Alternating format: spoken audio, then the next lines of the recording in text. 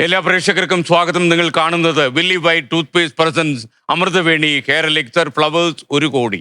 വല്ലാത്ത ഒരു അനുഭവമാണ് ഒരു മകനെ നഷ്ടപ്പെട്ട ഒരു അച്ഛൻ്റെയും അമ്മയുടെയും മുൻപിൽ നിന്ന് ഇതേപോലെ ഒരു പ്രശ്നോത്തരി അവതരിപ്പിക്കുക എന്നത്. ആ ഒരു പരീക്ഷണമാണ് ഞാൻ നടത്തിക്കൊണ്ടിരിക്കുന്നത്. ഏറ്റവും സങ്കടകരമായ ഒരു എപ്പിസോഡാണ് പ്രേക്ഷകർ ഇന്നലെ കണ്ടത്.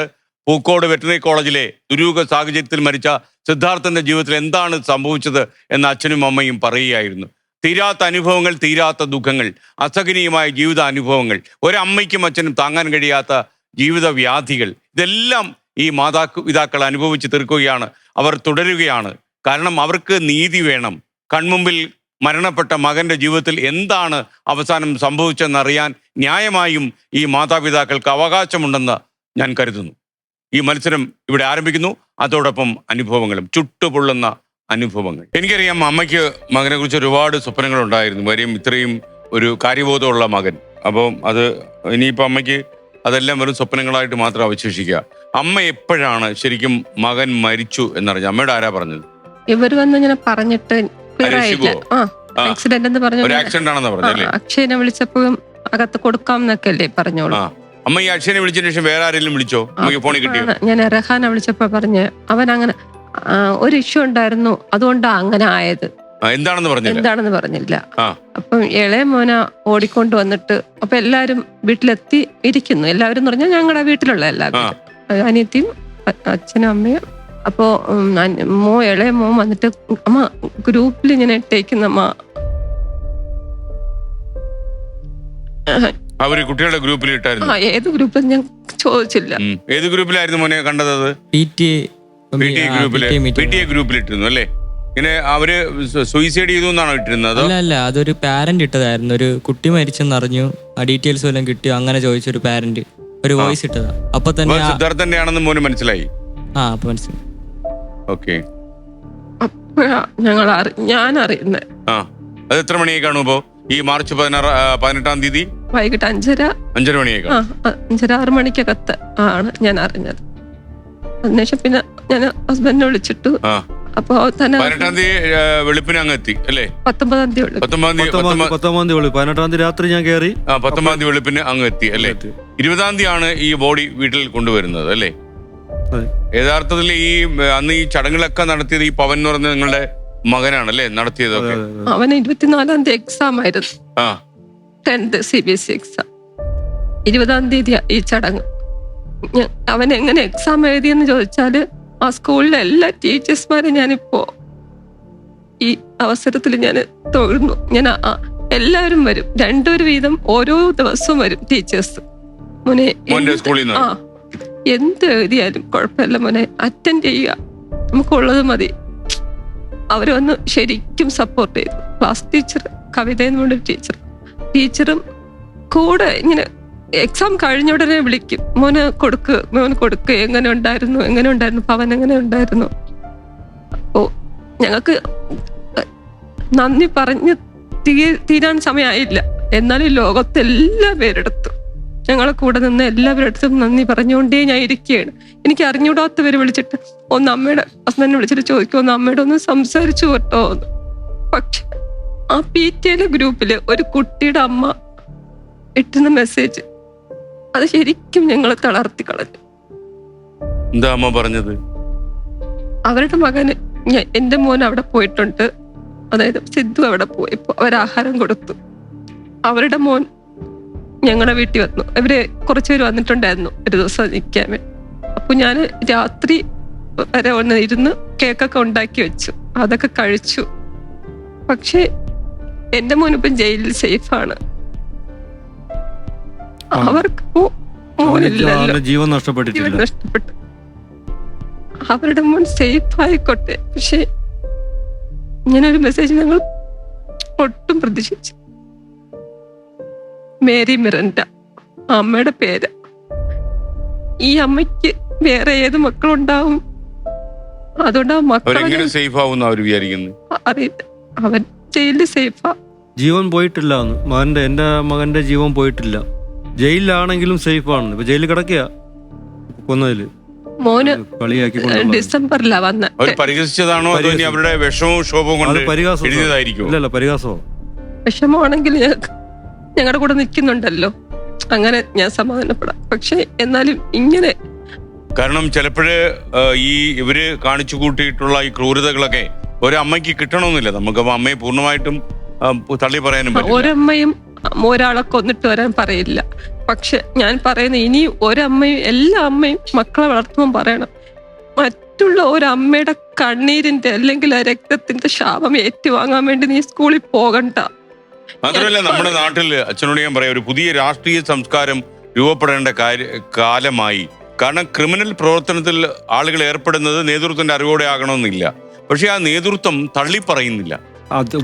ഒരു പ്രാവശ്യം തള്ളി പറഞ്ഞാൽ മതി. പിന്നെ കാരണം ഇങ്ങനെ ഒരു കൊലപാതക സംഘടനയ്ക്ക് ആവശ്യമില്ല എന്ന് ഇവര് പറയാൻ ഒരു പണ്ടൊക്കെ ഉണ്ടായിരുന്നു. നമ്മളിപ്പം ഇ.കെ. നായനാരും അങ്ങനെയുള്ള ആളുകളൊക്കെ സംസ്ഥാനത്തുണ്ടായിരുന്നു. അവരൊക്കെ അന്ന് ആളുകൾ അങ്ങനെ ഒരു കൾച്ചർ ഉണ്ടായിരുന്നു. ആ കൾച്ചറൊക്കെ എങ്ങനെയാണ് ഈ കേരളത്തിൽ നഷ്ടപ്പെട്ടു പോയതെന്ന് ഞാൻ ചിലപ്പോഴൊക്കെ ആലോചിക്കാറുണ്ട്. കാര്യം കുറ്റം ചെയ്തവരെ എങ്ങനെയെങ്കിലും സംരക്ഷിക്കാൻ പറ്റുമെന്ന് ചോദിക്കുന്ന നേതൃത്വം ഉണ്ടാകുന്നു. അതൊരു വലിയൊരു അപകടമാണ്. അത് മാത്രമല്ല സാർ, ഇങ്ങനെയുള്ള ക്രിമിനൽ അവർക്ക് വേണം. ഈ ഒരു ക്രിമിനൽ ഉണ്ടെങ്കിൽ അവർക്ക് അവരുടെ സംഘടന മുമ്പോട്ട് കൊണ്ടുപോകാൻ പറ്റുള്ളൂ. അതല്ല, ഈ ക്രിമിനലുകളെ തള്ളി പറഞ്ഞു കഴിഞ്ഞാൽ തങ്ങളുടെ കൂടെ ആളുണ്ടാകില്ല എന്നൊരു ഭയം നേതൃത്വത്തിന് പിടികൂടിയ ഒരു കാലത്താണ് നമ്മൾ ജീവിക്കുന്നത്.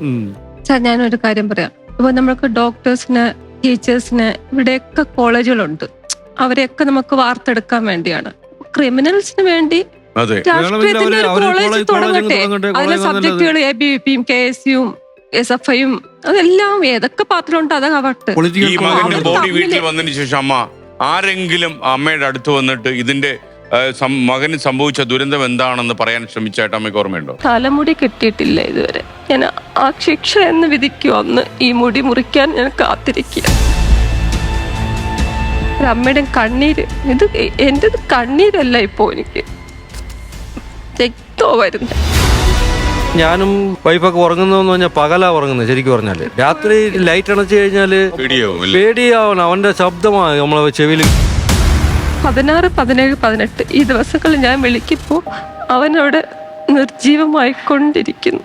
അവൻ അവിടെ നിന്ന് വിചാരിച്ചായിരിക്കും ആരെങ്കിലും ഒരാൾ പറഞ്ഞിരുന്നുവെങ്കിൽ, എൻ്റെ അമ്മയെ എങ്ങനെയെങ്കിലും അറിയിച്ചിരുന്നുവെങ്കിലെന്ന് അവനും വിചാരിച്ചിട്ടുണ്ടായിരിക്കും. ഒന്നും അറിയുന്നില്ല. ഞാൻ ആ സമയത്ത് അവൻ വെള്ളം പോലും കുടിക്കുന്നില്ല. ഞാൻ ആ സമയത്ത് ആഹാരം കഴിക്കുന്നു, വെള്ളം കുടിക്കുന്നു, TV കാണും. ഒരവസ്ഥ. അപ്പോഴാണ് ഞാൻ അദ്ദേഹത്തിൻ്റെ അടുത്ത് പറഞ്ഞത്, 16-ാം തീയതി തന്നെ ഇവരങ്ങ് കൊന്നുകളയാത്തത്.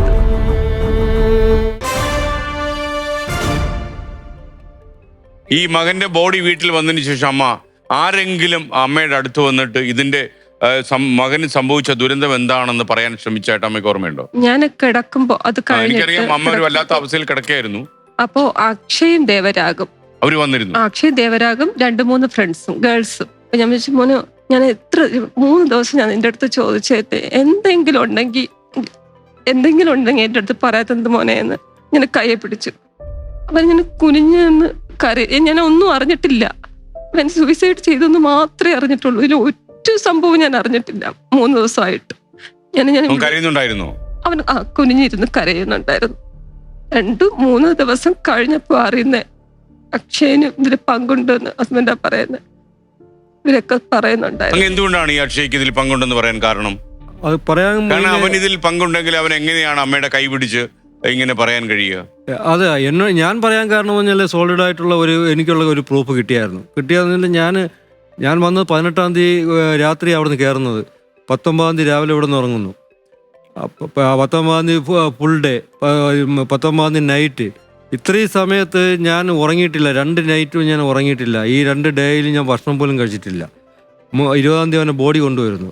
അപ്പോൾ 2-3 നൈറ്റ് ഞാൻ ഉറങ്ങാതിരിക്കുക. എനിക്ക് എൻ്റെ മാനസികാവസ്ഥ യാതൊന്നും എനിക്കറിയില്ല. ആ ഒരു പരുവത്തിലിരിക്കുമ്പോഴാണ് ബോഡി കൊണ്ടുവരുന്നത്. ബോഡി കൊണ്ടുവന്നിട്ട് അത് ചടങ്ങിന് കൊണ്ടുപോയി സംസ്കരിക്കാനായിട്ട് കൊണ്ടുപോയി. ഇളയ മകനാ കൂടെ പോയത്. എന്നോട് വരാൻ പറഞ്ഞിട്ട് ഞാൻ പറഞ്ഞു ഞാൻ വരുന്നില്ല, എനിക്ക് കാണാൻ വയ്യ. ഞാൻ പറഞ്ഞു ഞാൻ വരുന്നില്ല, നിങ്ങൾ പോയിക്കോ. കുറച്ച് തന്നെ ഒരു 100-150 മീറ്റർ അപ്പുറത്താണ് എൻ്റെ ഒരു കുടുംബ വീട്ടിലോട്ട് കൊണ്ടുപോയിട്ട് ഞാൻ കുറച്ച് നേരം വീട്ടിനകത്ത് തന്നെ ഇരുന്നപ്പോൾ അവിടെ മൊത്തം കരച്ചിലിൻ്റെ ഒരു ബഹളവും വല്ലാത്തൊരു അറ്റ്മോസ്ഫിയർ. എനിക്ക് ഒന്നാമത് ഞാൻ ആഹാരം കഴിച്ചിട്ടില്ല 3 ദിവസമായി, 2 ദിവസമായിട്ട് 3 നൈറ്റ് ഉറങ്ങിയിട്ടില്ല. എനിക്ക് വല്ലാത്തൊരു ഫീലിങ്ങിന് ഞാൻ അങ്ങനെ ഇരിക്കുക. പിന്നെ ഈ വിഷമവും ഇതും കൂടെ കണ്ട് കരച്ചിലൂടെ കേട്ടപ്പോഴേ എൻ്റെ സമനില തെറ്റിയ പോലത്തെ ഇതായിപ്പോയി. ഞാൻ കുറച്ച് ദൂരെ മാറി അങ്ങിരുന്നു, വീട്ടിൻ്റെ തൊട്ടിൽ മാറിയിരുന്നു. സംസ്കാര ചടങ്ങുകളിലൊന്നും അങ്ങ് പങ്കെടുത്തില്ല? ഇല്ല ഇല്ല, ഞാൻ പോയില്ല. ഇല്ല, എല്ലാം പവനാണ് ചെയ്തത്. ഞാൻ പറഞ്ഞു ഞാൻ വരുന്നില്ല പറഞ്ഞു. ആ. വരുന്നില്ല പറഞ്ഞിട്ട് കൊണ്ടുപോയതേ ഉള്ളൂ. കൊണ്ടുപോയിട്ട് ഒരു 10-15 മിനിറ്റ് കഴിഞ്ഞപ്പോൾ ഞാൻ ഫ്രണ്ടിലോട്ട് അങ്ങ് മാറി അങ്ങിരുന്നു. വീട്ടിൽ നിന്നുള്ള സൗണ്ടൊന്നും കേൾക്കാതിരിക്കാൻ വേണ്ടിയിട്ട് മാറിയിരുന്നു. കരച്ചിൽ കേൾക്കുന്നു, പല രീതിയിലുള്ള കരച്ചിൽ വരുന്നു. അമ്മ കരഞ്ഞിട്ടില്ല, അത് കണ്ണീര് പോലും വന്നിട്ടില്ല. ഇല്ല ഇല്ല, ഈ ദിവസങ്ങളിലൊന്നും. കണ്ണീര് വലിയ അപകടം. മോന് ഇഷ്ടമില്ല ഞാൻ കരയുന്നത്. അപ്പൊ ഞാൻ അവന്റെ മുൻപേ ഒരു തുള്ളി കണ്ണീര് പോലും വീഴ്ത്തിയില്ല. ഞാൻ അങ്ങനെ കരയണ്ടെന്ന് വാശി കാണിച്ച അമ്മ അങ്ങനെ പിടിച്ചു നിൽക്കണ്ട. ഞാൻ കരയണം. അന്നത്തെ ദിവസം മോന്റെ അടുത്ത് ഞാൻ കരഞ്ഞിട്ടില്ല. അതിനുശേഷം ഇന്ന് വരെ കരച്ചിൽ നിർത്തിയിട്ടില്ല. അതിനുശേഷം ഞാനങ്ങനെ പുറത്ത് മാറിയിരിക്കുകയായിരുന്നു. മാറിയിരുന്നിട്ട് കുറച്ച് കഴിഞ്ഞപ്പോഴും ഞാൻ അങ്ങോട്ട് പോകുമ്പോഴാണ് സ്കൂളിലുള്ള കോളേജിലുള്ള കുറച്ച് കുട്ടികൾ വരുന്നത് കണ്ടു. ഏകദേശം 10-15-20 കുട്ടികൾ വരും. ഞാനൊരു കസേരയിൽ പോയിട്ട് ഇങ്ങനെ കുനിഞ്ഞിരിക്കുക. എനിക്ക് ശരിക്കും പറഞ്ഞ തല ഇങ്ങനെ നോക്കാൻ പറ്റുന്നില്ല. ആ ഒരു തലയ്ക്ക് പെരുപ്പും ഈ ഉറക്കമാണോ വിശപ്പാണോ വിഷമാണോ ഞാനിങ്ങനെ കുനിഞ്ഞിരിക്കുമ്പോഴാണ് എൻ്റെ അടുത്ത് ഒരു 3 കുട്ടികൾ വന്നു. എൻ്റെ അടുത്ത് ഒരു 3 കുട്ടികളാണ് ഞാൻ കണ്ടോളൂ. ഏകദേശം ഒരു രൂപം പോലെ 2 പെൺകുട്ടികളുണ്ടെന്ന് മനസ്സിലായി, ഒരു ആൺകുട്ടിയുണ്ട്. എൻ്റെ തോളിലോട്ട് വന്നിട്ട് ഇങ്ങനെ പിടിച്ചു. തോളിൽ വന്നിട്ട് ഇങ്ങനെ ഇരിക്കുമ്പോൾ, ഞാൻ കസേരയിൽ ഇരിക്കുമ്പോൾ കെട്ടിപ്പിടിക്കും പോലെ ഇങ്ങനെ പിടിച്ചിട്ട് എൻ്റെ ചെവിയിലോട് അടുത്ത് വന്നിട്ട് അങ്ങളെ ഞാൻ സിദ്ധാർത്ഥൻ്റെ കൂട്ടുകാരാണ് നമ്മൾ എന്ന് പറഞ്ഞു. ഞാനിങ്ങനെ ഒരു അർത്ഥബോധാവസ്ഥയിൽ കേട്ടുകൊണ്ടിരിക്കുക. സിദ്ധാർത്ഥൻ്റെ കൂട്ടുകാരാണ്, ഒരു കാര്യം പറഞ്ഞിട്ട് പോകണം, അതുകൊണ്ടാണ്, ഇല്ലെങ്കിൽ നമുക്ക് ജീവിതകാലം മൊത്തം ഒരു സമാധാനം കിട്ടില്ല. ആ കുട്ടി പറയുന്നു. ആൺകുട്ടിയും പെൺകുട്ടിയും ഇങ്ങനെ മാറി മാറി ഇങ്ങനെ പറഞ്ഞുകൊണ്ടിരിക്കുക. ഞാൻ പറഞ്ഞു പറ മക്കളെ എന്ന് പറഞ്ഞു. അപ്പോൾ എന്താ കാര്യം? ഒന്നുകിൽ അമ്മയുടെ അടുത്ത് പറയണം, അല്ലെങ്കിൽ അച്ഛൻ്റെ അടുത്ത് പറയണം, സിദ്ധാർത്ഥൻ്റെ. അത് ഈ 2 പേരല്ലാതെ വേറെ ആരുടെ അടുത്ത് പറഞ്ഞു കഴിഞ്ഞാൽ ശരിയാവും, അല്ലെങ്കിൽ എങ്ങനെയാവും നമുക്കറിയില്ല. പക്ഷേ ഇതൊക്കെ ഇന്ന് ചെവിയുടെ അടുത്ത് നിന്നിട്ട് പെട്ടെന്ന് അങ്ങ് പറയാം. ഞാൻ എടുക്കുന്ന സമയമൊന്നും എടുക്കുന്നില്ല, പക്ഷെ അവർ പെട്ടെന്ന് പറയാം. ഞാൻ വീണ്ടും പറയും എന്താണെന്ന് പറയുമെന്ന് പറഞ്ഞു. പിന്നെ അടുത്ത സെൻറ്റൻസ് പറയുക, ഇത് പറഞ്ഞു കഴിഞ്ഞാൽ സിഞ്ചോ തല വെട്ടു എന്ന് പറഞ്ഞേക്കാണ് അങ്കിളെ എന്ന് പറഞ്ഞു. എനിക്കറിയില്ല ഈ ആരാണ് ഈ സിഞ്ചോ എന്ന് പറഞ്ഞു. സിഞ്ചോ തല വെട്ടു എന്ന് പറഞ്ഞേക്കുക. ഇത് പറഞ്ഞാൽ കോളേജിൽ നിന്നും പറഞ്ഞു വിട്ടു, ഇവിടെ നടന്നതൊന്നും പറയല്ലേ. അപ്പോഴും ഞാൻ കേട്ടുകൊണ്ടിരുന്നിട്ട് എനിക്ക് എന്താണ് കേൾക്കുന്നത് അല്ലെങ്കിൽ എന്താണ് സംഭവിക്കുന്നത് മനസ്സിലായി. അതുവരെയ്ക്കും ഞാൻ ആത്മഹത്യയാണെന്നാണ് വിചാരിച്ചുകൊണ്ടിരുന്നത്. അപ്പോൾ ഞാൻ വീണ്ടും പറഞ്ഞു, മക്കളെ പറയാം എന്താണെന്ന് പറയുന്നത്. അപ്പോൾ ഇത്ര മാത്രമേ പറഞ്ഞോളൂ. അങ്ങളെ സിഞ്ചോയും ഫ്രണ്ട്സും, പിന്നെ അക്ഷയ്, റഹാന്, ഡാനിഷ്. ഈ എങ്ങനെ പറയാൻ കാര്യം, ഈ പേര് ഞാൻ പറയാൻ കാര്യം, ഈ പേര് ഫെമിലിയറാണ്, ഞാൻ കേട്ടിട്ടുണ്ട്, എപ്പോഴും കേട്ടിട്ടുണ്ട്. അതായത് വൈഫ് വിളിക്കുമ്പോഴും അവൻ വിളിക്കുമ്പോഴും വീട്ടിൻ്റെ റൂമിൽ അകത്ത് ഇവർ 3 പേരല്ലേ ഉള്ളൂ, 4 പേരേ ഉള്ളൂ. അക്ഷയ്, ഈ റഹാൻ എന്നുള്ള പേരും അക്ഷയ് എന്നുള്ള പേരും ഡാനിഷ് എന്നുള്ള പേരും ഇവൻ്റെ ഏറ്റവും തിക്ക് ഫ്രണ്ടാണ്. അതുകൊണ്ടാണ് ഒരു റൂമിലാക്കിയത്, റൂംമേറ്റ്സ്. അപ്പോൾ ഈ പേര് എനിക്ക് നല്ലവണ്ണം അറിയാം. അപ്പോൾ അതാണ് പറഞ്ഞത്, സിഞ്ചോയും ഫ്രണ്ട്സും പിന്നെ അക്ഷയ്, ഡാനിഷും റഹാനും സിദ്ധാർത്ഥനെ റൂമിലിട്ട് തീർത്തിട്ട് ചെയ്തതാണ് അങ്കിളെന്ന്. വേറെ ഒന്നും പറഞ്ഞില്ല. ഇത് കൊലപ്പെടുത്തി കെട്ടിത്തൂക്കി എന്നുള്ള വ്യക്തമായിട്ട് ഇങ്ങനെ പറയുന്നില്ല. റൂമിലിട്ട് തീർത്തിട്ട് ചെയ്തതാണെങ്കിലേ ഈ കേസ് വിട്ടുകളയില്ലേ, ഇത് പറഞ്ഞു കേസ് വിട്ടുകളയില്ലേ. ഞാൻ ഈ പകുതി ബോധത്തിലിരിക്കുന്ന എൻ്റെ മൊത്തം ബോധം പോയ പോലെ ഞാൻ വീണ്ടും തളർന്നു പോയി. എനിക്ക് നമ്മൾ എന്താ പറഞ്ഞ് നമ്മൾ തീരെ ബോധം കേട്ട് അല്ലെങ്കിൽ ആ രീതിയിൽ നിന്നിരിക്കുന്ന ആ രീതി പോലെ അങ്ങ് ഇരുന്നു. ഒരു സ്ഥലകാല ബോധമില്ല. എനിക്കിത് കേൾക്കാം, എനിക്ക് ആരാണ് പറയുന്നതൊന്നുമില്ല. എനിക്ക് ശരീരം മൊത്തം കുഴഞ്ഞു പോയി.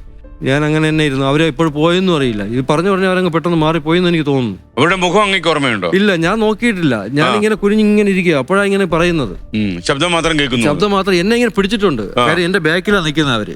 എന്റെ ബാക്കിൽ 2 പെൺകുട്ടി 2 പെൺകുട്ടി ഉണ്ടായിരുന്നു. 2 പെൺകുട്ടി എന്റെ ഉദ്ദേശം 2 പെൺകുട്ടി ആത്മാർത്ഥമായിട്ട് പറഞ്ഞതാ. ആ ബാക്കിൽ ഇങ്ങനെ കെട്ടിപ്പിടിച്ചിട്ട് ആശ്വസിപ്പിക്കും പോലെ വന്ന് ഇങ്ങനെ പറഞ്ഞിട്ട് പോയാ. അപ്പോൾ ആരും സംശയിക്കൂല. കാരണം അവർ പേടിച്ചിട്ടാണെന്നുള്ള പിന്നെ മനസ്സിലായത്. അപ്പം ഞാൻ വൈകുന്നേരം ആയപ്പോൾ കുറേ കഴിഞ്ഞിട്ട് എനിക്ക് ഒന്നും ചെയ്യാൻ പറ്റില്ല. എൻ്റെ കൈയും കാലും എല്ലാം കുഴഞ്ഞു. വൈകുന്നേരം കഴിഞ്ഞപ്പോൾ ഞാൻ ഷിബുവിനോട് ചോദിച്ചു, എൻ്റെ അമ്മാവൻ്റെ അടുത്ത്, എടാ ഇങ്ങനെ ഞാനൊരു കാര്യം ഇങ്ങനെ അറിഞ്ഞ് എനിക്കൊന്നും മനസ്സിലായില്ല എന്താണ് പറഞ്ഞിട്ട് പോയി എന്ന്. പക്ഷെ ഇങ്ങനെ എനിക്കെന്തോ ഡൗട്ട്. എനിക്ക് ആ കുട്ടികളോടും ചോദിക്കാനും പറ്റുന്നില്ല. എനിക്ക് കുറച്ച് വെള്ളമെങ്കിലും കിട്ടിയാൽ മതി എന്നുകൊണ്ടാണ് ഞാൻ അവിടെ ഇരുന്നത്. അവൻ പറഞ്ഞു, നീ ഇപ്പോൾ ഒന്നും അറിയണ്ട, അതൊക്കെ ഞാൻ പതുക്കെ പറയാം, കുറച്ച് വിഷയങ്ങളുണ്ട്. അപ്പോഴേ എനിക്ക് മനസ്സിലായി എന്തോ വിഷയം ഉണ്ടെന്നുള്ളത്. അതിനുശേഷം പിന്നെ അറിഞ്ഞ് വന്നപ്പോഴാണ് അറിയുന്നത് ഈ ഇവർക്ക് എല്ലാവർക്കും ഇതിൽ പങ്കുണ്ട്, ഡീൻ ഉൾപ്പെടെ പങ്കുണ്ടെന്നുള്ള കാര്യം. അപ്പോൾ ശരിക്കും പറഞ്ഞാൽ സാർ തകർന്നു പോയി. ഡീൻ ഉൾപ്പെടെ പങ്കുണ്ടെന്ന് പറയുമ്പോഴേ അക്ഷയ് ഏറ്റവും വലിയ കൂട്ടുകാരനായിട്ടുള്ള അക്ഷയ് ഇപ്പോൾ പറഞ്ഞ് ഫോൺ എടുത്ത് കൈകാര്യം ചെയ്തു, അതെല്ലാം ചെയ്തു എന്നുള്ളത് അപ്പോൾ അവർ തന്നെ ഉണ്ടല്ലോ എന്ന് അറിഞ്ഞപ്പോൾ തകർന്നു പോയത്. ഒരു 3 ദിവസം കഴിഞ്ഞപ്പോൾ അറിഞ്ഞത് മൊഴിയെടുത്ത് കഴിഞ്ഞിട്ട് അവൻ അറസ്റ്റ് ചെയ്തു എന്നുള്ള കാര്യം. അക്ഷയ്ക്കെതിരെ ഒരു തെളിവ് കിട്ടിയെന്നല്ലേ അങ്ങ് പറഞ്ഞത്? അതായത് അക്ഷയ് ഇപ്പോഴും പ്രതിയാക്കപ്പെട്ടിട്ടില്ല. അപ്പൊ അക്ഷയ് ചോദ്യം ചെയ്തിട്ടുമില്ല. അക്ഷയ് ചോദ്യം ചെയ്തു. അപ്പം നമ്മുടെ പോലീസും ചോദ്യം ചെയ്തില്ല. ഇല്ല, നമ്മുടെ പോലീസും ചോദ്യം ചെയ്തിട്ടില്ല. അപ്പം ആ അക്ഷയ്ക്കെതിരെ അങ്ങയുടെ ഒരു തെളിവുണ്ടെന്നല്ലേ? അതെ, ഞാനത് CBIക്ക് തന്നെ കൊടുക്കുന്നത്. കാരണം കേരള പോലീസിന് ഞാൻ കൊടുക്കാൻ ആദ്യം വിചാരിച്ച് കൊടുക്കാമെന്ന്, ഞാൻ കൊടുക്കാത്ത കാര്യം. കേരള പോലീസിന് സമ്മർദ്ദം ഉണ്ടായിരുന്നാണോ അങ്ങ് വിശ്വസിക്കുന്നത്? തീർച്ചയായും. ഞാൻ ഒരിക്കലും കേരള പോലീസിന് കുറ്റം പറയുന്നില്ല. വിലപ്പെട്ട മണിക്കൂറുകൾ അവർ വിലപ്പെട്ട മണിക്കൂർ നഷ്ടപ്പെടുത്തിയത് കേരള പോലീസ് കൊണ്ട് നഷ്ടപ്പെടുത്തിയത് ആ ഡീനും ഉണ്ട്. ആ ഡീനിന്റെ വളരെ ശക്തമായിട്ടൊരു ഇടപെടലാണ് ആ സംഭവം. M K നാരായണനും കാന്തനാഥനും. കാന്തനാഥന്റെ പേരിൽ ഇപ്പോൾ ലാസ്റ്റുള്ള റിപ്പോർട്ട് ആന്റി റാഗിംഗ് സ്ക്വാഡിൽ തന്നെ കാന്തനാഥൻ കുറ്റക്കാരനാണെന്ന് വളരെ വ്യക്തമായി പറയുന്നുണ്ട്. പക്ഷെ അത് ഒരു ആക്ഷനും എടുക്കുന്നില്ല, പോലീസ് ഒരു ആക്ഷനും എടുക്കുന്നില്ല. ഇത് ഞാൻ പറഞ്ഞിട്ടുള്ളതല്ല, ആന്റി റാഗിംഗ് സ്ക്വാഡ് അവന്റെ പേര് കറക്റ്റാ പറയുന്നുണ്ട്. ഡീൻ അവിടെ ചെയ്തത് ആന്റി റാഗിംഗ് സ്ക്വാഡ് അങ്ങയുടെ മൊഴി എടുത്തിരുന്നോ? ഇല്ല, എന്നെ മൊഴി എടുത്തില്ല. അമ്മയുടെ മൊഴി എടുത്തിട്ടില്ല. ഡീനും ഈ കൊലപാതകങ്ങളും കൂടെ ചെയ്തത് എന്താണ്? ഡീനിന് ആ മൃതദേഹം അഴിച്ചിറക്കി. കാര്യം ഒരു ആരാച്ചാര പണിയാണ് ആ ഡീന് ശരിക്കും അവിടെ ചെയ്തതാന്ന്. ഒരിക്കലും ചെയ്യാൻ പാടില്ലാത്തതായിരുന്നു. ഒരു അപകട മരണം ഉണ്ടായി കഴിഞ്ഞാൽ പോലീസ് അല്ലാതെ മറ്റൊരാൾക്കും തൊടാൻ പാടില്ല. ചിലപ്പോ ഈ ആശുപത്രിയിൽ എത്തിക്കാൻ വേണ്ടി അങ്ങനെ ചെയ്തതായിരിക്കും. ഇല്ല, അതിന് സംശയത്തിനൊക്കെ പറയുന്നത് ജെയിംസിന്റെ ഇതുണ്ട് റിപ്പോർട്ട്. ജെയിംസിന്റെ ഭാര്യ ഇങ്ങനെ പറയുന്നത്, പാചകക്കാരന്റെ അത് പറയുന്നുണ്ട്, ആ മൃതദേഹം അഴിച്ചിറക്കുന്ന സമയത്ത് തണുത്ത് മരവിച്ചിരിക്കുന്നു എന്നുള്ളത്. അതായത് കറക്റ്റായിട്ട് അറിയാം. അതിന്റെ കഴിഞ്ഞു, സംഭവം കഴിഞ്ഞു, തണുത്ത് മരവിച്ചിരിക്കുന്നു. ഞാൻ കണ്ടിട്ടില്ല. മരവിച്ചിരിക്കുന്നു അതിൽ പറഞ്ഞു. ഭാര്യ ട്രാൻസ്ലേറ്റ് ചെയ്തിരിക്കുക. അപ്പൊ അദ്ദേഹത്തിന്റെ തൊട്ട് നമ്മൾ CBI അദ്ദേഹത്തിനോട്ട് എത്തിക്കാനുള്ള എല്ലാ കാര്യങ്ങളും നമ്മൾ ചെയ്തു കൊടുക്കും. ആ കാര്യം അത് അവിടുന്ന് അത് കഴിഞ്ഞിട്ട് ഈ ആൾ അവിടുന്ന് രാജിവെച്ചും കൂടെ പോയി. അതെന്ത്? അയാൾക്ക് വല്ല സമ്മർദ്ദം ഉണ്ടായിരുന്നു? പേടിപ്പിച്ച് കാണും. കാര്യം പേടിപ്പിച്ച് SFI അല്ലേ ചെയ്തിരിക്കുന്നത്. അയാളെ നമുക്ക് അന്വേഷിച്ച് കണ്ടുപിടിക്കാൻ പറ്റും. അയാൾ എവിടെയുള്ള ആളാണ്? ജെയിംസ് എവിടെയുള്ള ആണെന്ന് അറിയില്ല. എന്റെ മകന് നല്ലവണ്ണം അറിയാം. പക്ഷെ എന്ത് ചെയ്യാൻ പറ്റും?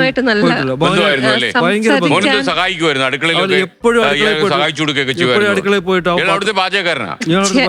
ചേട്ടൻ എന്ത് ഉണ്ടാക്കി തന്നാലും ചേട്ടന് തൃപ്തി വരില്ല. ഞാൻ ചോദിക്കും, ഇവൻ കൂടെ ഇരിക്കും കഴിക്കാൻ വേണ്ടി, ചേട്ടന്റെ കൂടെ ഇരിക്കും. അപ്പോ ചേട്ടൻ ചോദിക്കും കൊള്ളാമോ എന്ന് ചോദിക്കും ആക്ഷനിലൂടെ. ഇവൻ പറയും കൊള്ളാന്ന് പറയുകയാണെങ്കിൽ എനിക്ക് തൃപ്തിയായില്ല, എന്തോ കുറവുണ്ട്, ഇങ്ങനെയൊക്കെ പറയും. അപ്പൊ എന്റെ അടുത്ത് വന്നിട്ട് പറയും, അമ്മ ചേട്ടന് എന്തുണ്ടാക്കി തന്നാലും ചേട്ടന് ഒരു തൃപ്തിയും വരൂല, അമ്മ നന്നായിട്ടാണ്. സ്നേഹസമ്പന്നനായിരുന്നു അദ്ദേഹം. ആ മനുഷ്യൻ നിങ്ങളെ കോണ്ടാക്ട് ചെയ്യാൻ ചിലപ്പോൾ ശ്രമിച്ചിട്ടുണ്ടാവും. പേടിച്ചിട്ടായിരിക്കും. സംസാരിക്കത്തില്ലെങ്കിൽ പോലും ഭാഷയിലൂടെ അദ്ദേഹം സംസാരിക്കാൻ പറ്റും. അത് ട്രാൻസ്ലേറ്റ് ചെയ്യാം. അതല്ല, അദ്ദേഹം ഇതിനകത്ത് ഒരു മുഖ്യ സാക്ഷിയാണ്. അതുകൊണ്ടാണ് ഇത് അഴിച്ചിറക്കിയ ആൾ ഒരു പ്രധാന സാക്ഷിയാണ്. അതുകൊണ്ടാണ് വിദഗ്ധമായിട്ട് കാരണം ഈ അതിനു മുമ്പേ മരണം സംഭവിച്ചു കഴിഞ്ഞു എന്നുള്ളതൊക്കെ അറിയണമെങ്കിൽ അദ്ദേഹത്തിന് നല്ലവണ്ണം അറിയാം. പിന്നെ എൻ്റെ ആംബുലൻസ് ഡ്രൈവർ ഉണ്ടായിരുന്നു. അവിടെ വന്നിട്ടുള്ള ആംബുലൻസ് ഡ്രൈവർ, അവരെ ഒരു പോലീസ് ഇതുവരെയും ക്വസ്റ്റ്യൻ ചെയ്തിട്ടില്ല. ആംബുലൻസ് ഡ്രൈവർ വരുമ്പോൾ ബോഡിയുടെ ബാക്കിൽ തലയിലും രക്തമുണ്ടെന്ന് പറയുന്നു, അത് കണ്ടിട്ടുണ്ടെന്ന് പറയുന്നു. ആ ഒരു മൊഴിയുള്ളതാ. പോലീസിന് സമ്മർദ്ദം ഉണ്ടായിരുന്നു നിങ്ങൾക്ക് പൂർണ്ണ ബോധ്യമുണ്ടല്ലേ? 100% ഉണ്ട്. 100% സംശയത്തിന്റെ ആനുകൂല്യം കൊടുക്കാൻ പറ്റത്തില്ല. ഇല്ല 100%. പോലീസും പ്രതിയാവില്ലേ? പ്രതിയാവണമല്ലോ. അതിൽ ഏറ്റവും വലിയ ഉദാഹരണമാണല്ലോ വൈത്തിരി പോലീസ് സ്റ്റേഷനിലെ SI. അദ്ദേഹം മുതൽ തുടങ്ങണം. എനിക്ക് തോന്നുന്നത് ഈ സംഭവിച്ചതിന് ശേഷം അങ്ങനെ അദ്ദേഹത്തിന്റെ തടിയുടെ സംരക്ഷിക്കാൻ വേണ്ടി ഡീൻ ഇതിന് ഇറങ്ങി തിരിച്ചതായിരിക്കും. മറ്റൊരു കാര്യത്തിലും അദ്ദേഹത്തിന് പങ്കുണ്ടാകാൻ സാധ്യതയില്ലല്ലോ. അല്ല, ഡീനിന് അങ്ങനെ പറയാൻ പറ്റില്ല. ഡീനിന് പങ്കുണ്ടാവാതിരിക്കാൻ പറഞ്ഞാൽ ഡീനിന് ഇവനെതിരെ ഒരു പേഴ്സണലായിട്ടൊരു റിവഞ്ച് ഡീനിനുണ്ട് അവിടെ. എന്താ കാരണം? അതും കൂടെ ഡീന് അതിവിദഗ്ധമായി ഈ സാധനം ഉപയോഗിച്ചെന്നാണ് പറയുന്നത്. കാര്യം അതൊരു 6-7 മാസം മുമ്പാണ്. അവർ ഫസ്റ്റ് ഇയർ പഠിക്കുമ്പോഴേ അവിടുത്തെ ഒരു കുട്ടിയുണ്ട്. ആ കുട്ടിയുടെ പേര് ഞാനിപ്പോൾ പറയുന്നില്ല സാറേ. അവിടുത്തെ ഒരു കുട്ടി ഉണ്ടായിരുന്നു. ഇവൻ്റെ കൂട്ടുകാരിയാ, +2 കൂടെ പഠിച്ചിരുന്നതാണ്. ഈ കുട്ടിയെ അതേ ക്ലാസ്സിലുള്ള കുറച്ച് പ്രായം കൂടുതലുള്ള ഒരു വിദ്യാർത്ഥി ഉപദ്രവിച്ചു എന്ന് പീഡിപ്പിക്കാൻ ശ്രമിച്ചു. അങ്ങനെ ഒരു കേസ് അവിടെ ഉണ്ടായിട്ടുണ്ട് ഇതേ ക്ലാസ്സിൽ. അപ്പൊ ഈ പെൺകുട്ടി അവിടെ ഒരു ഇഷ്യൂ ഉണ്ടാക്കി. അപ്പൊ ഇവന്റെ അടുത്തും പോയി കാര്യം പറഞ്ഞു. സിദ്ധാർത്ഥന്റെ അടുത്ത്. സിദ്ധാർത്ഥൻ കൂട്ടുകാരിയാ, ഇവിടെ നാട്ടിൽ നിന്ന് പോയപ്പോഴുള്ള കൂട്ടുകാരിയാ. അവർ സിദ്ധാർത്ഥൻ അതിൽ ശക്തമായി ഇടപെട്ടു. അതായത് അവനെതിരെ ആക്ഷൻ വേണം, അവനെതിരെ നടപടിയെടുക്കണം എന്ന് പറഞ്ഞിട്ട് നടപടിയൊന്നും എടുത്തിട്ടില്ല. പക്ഷെ അവിടെ എന്ത് കേസ് നടന്നിട്ടുണ്ടോ, അത് സത്യമാണോ കാര്യമാണോ എന്ന് എനിക്കറിയില്ല. പക്ഷെ സിദ്ധാർത്ഥനെ ഇടപെട്ടു, ഡീനിനെ ഉപരോധിച്ചു. ഫസ്റ്റ് ഇയറിൽ ആരും ചെയ്യാൻ പാടില്ലാത്ത കാര്യം, അവർ അലിഖിത നിയമം.